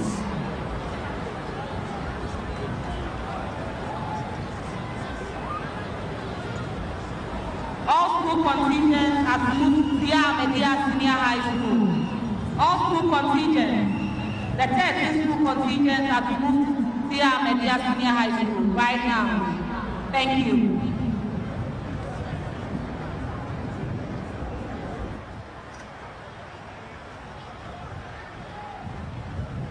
And as we end this year's 63rd Independence Anniversary celebration, we want to show appreciation to the following companies and organizations that supported our anniversary this year: Guinness Ghana Limited, Star Life, Baltic Mineral Water, the Ghana Broadcasting Corporation, Global Media Alliance, Verna Water, MTN, Casapreco Waste Water, Casben, Utek FM, Ash FM, Angel FM, Planting for Food and Jobs, Loud Make Sound, Wontumi Radio and TV, as well as the National Youth Authority.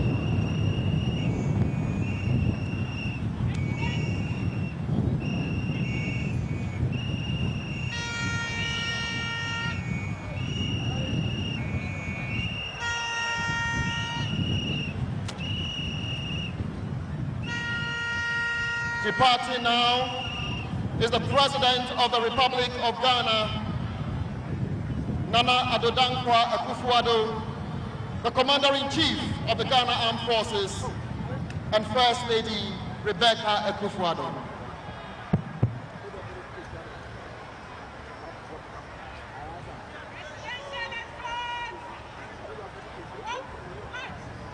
The Vice President is the next to depart, and then the President, the Prime Minister of Trinidad and Tobago, our special guest. All drivers of the VVIPs, please follow in that order as you came.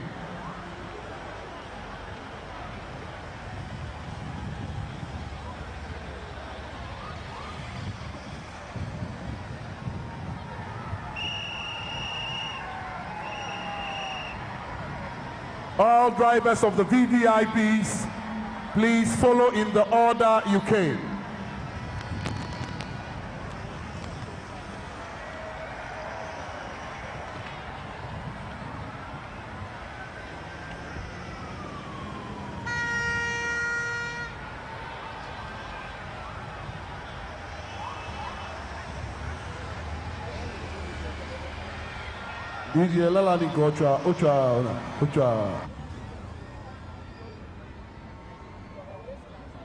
For the Prime Minister of Trinidad and Tobago is about to leave.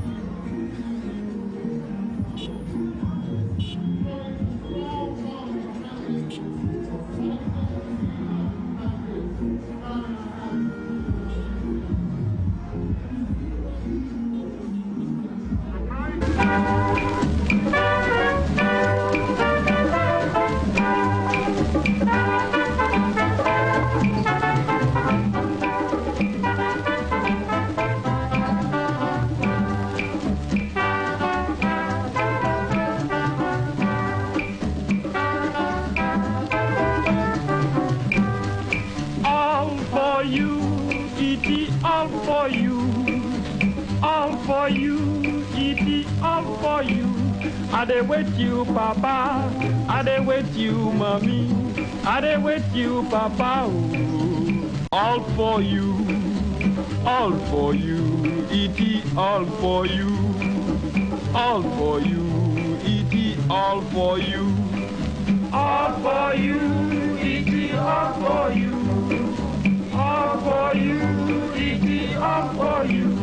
I dey wait you, Papa. I dey wait you, Mommy. I dey wait you, Papa. Oh, all for you, E.T. All for you, E.T. All for you.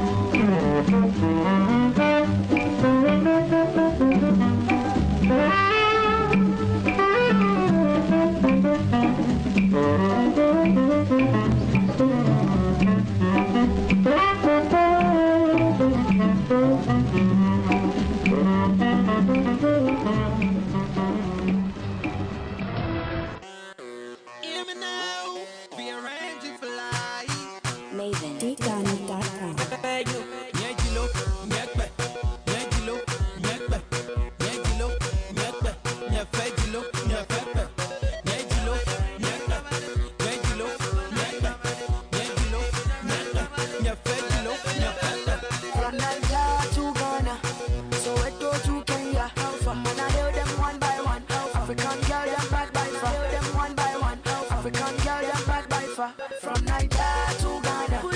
Bambini is the best show.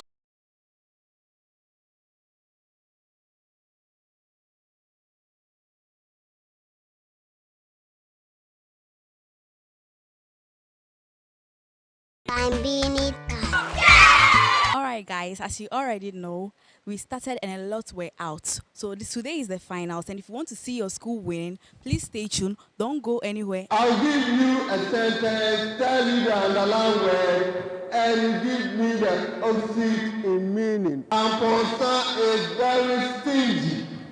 The word is stingy. Stingy. What is the opposite of stingy? A, friendly. B, selfless. C, clever. D, generous. Generous. Another name for triangular pyramid is called Tetrahedron. Steel. It's an alloy of iron and carbon. Obifos, correct 6. 0.0496 to two significant figures. 0.050. No, two significant. 0.50. Take the odd one out. Water, wood, wall, human body, table. Water. Correct for 3 points. Bambini Show is proudly brought to you by Number 8. You do what?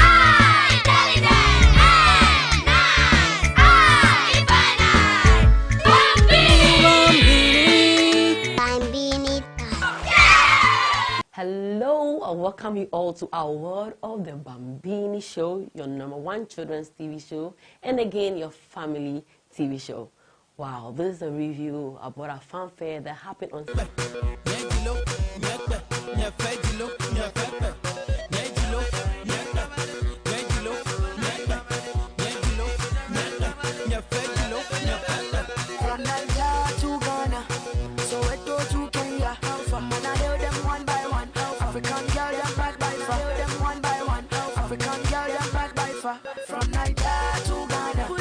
Bambini is the best show.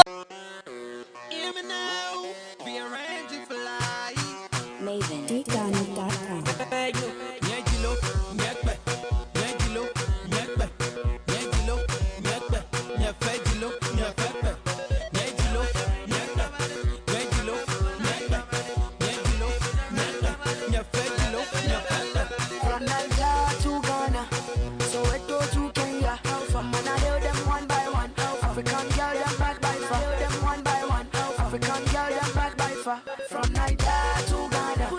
Bambini is the best show.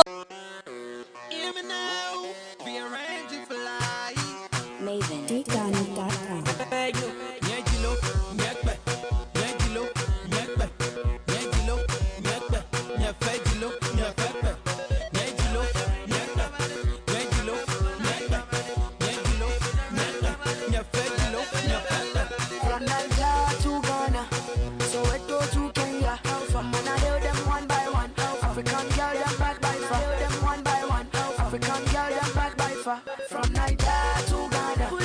Bambini is the best show.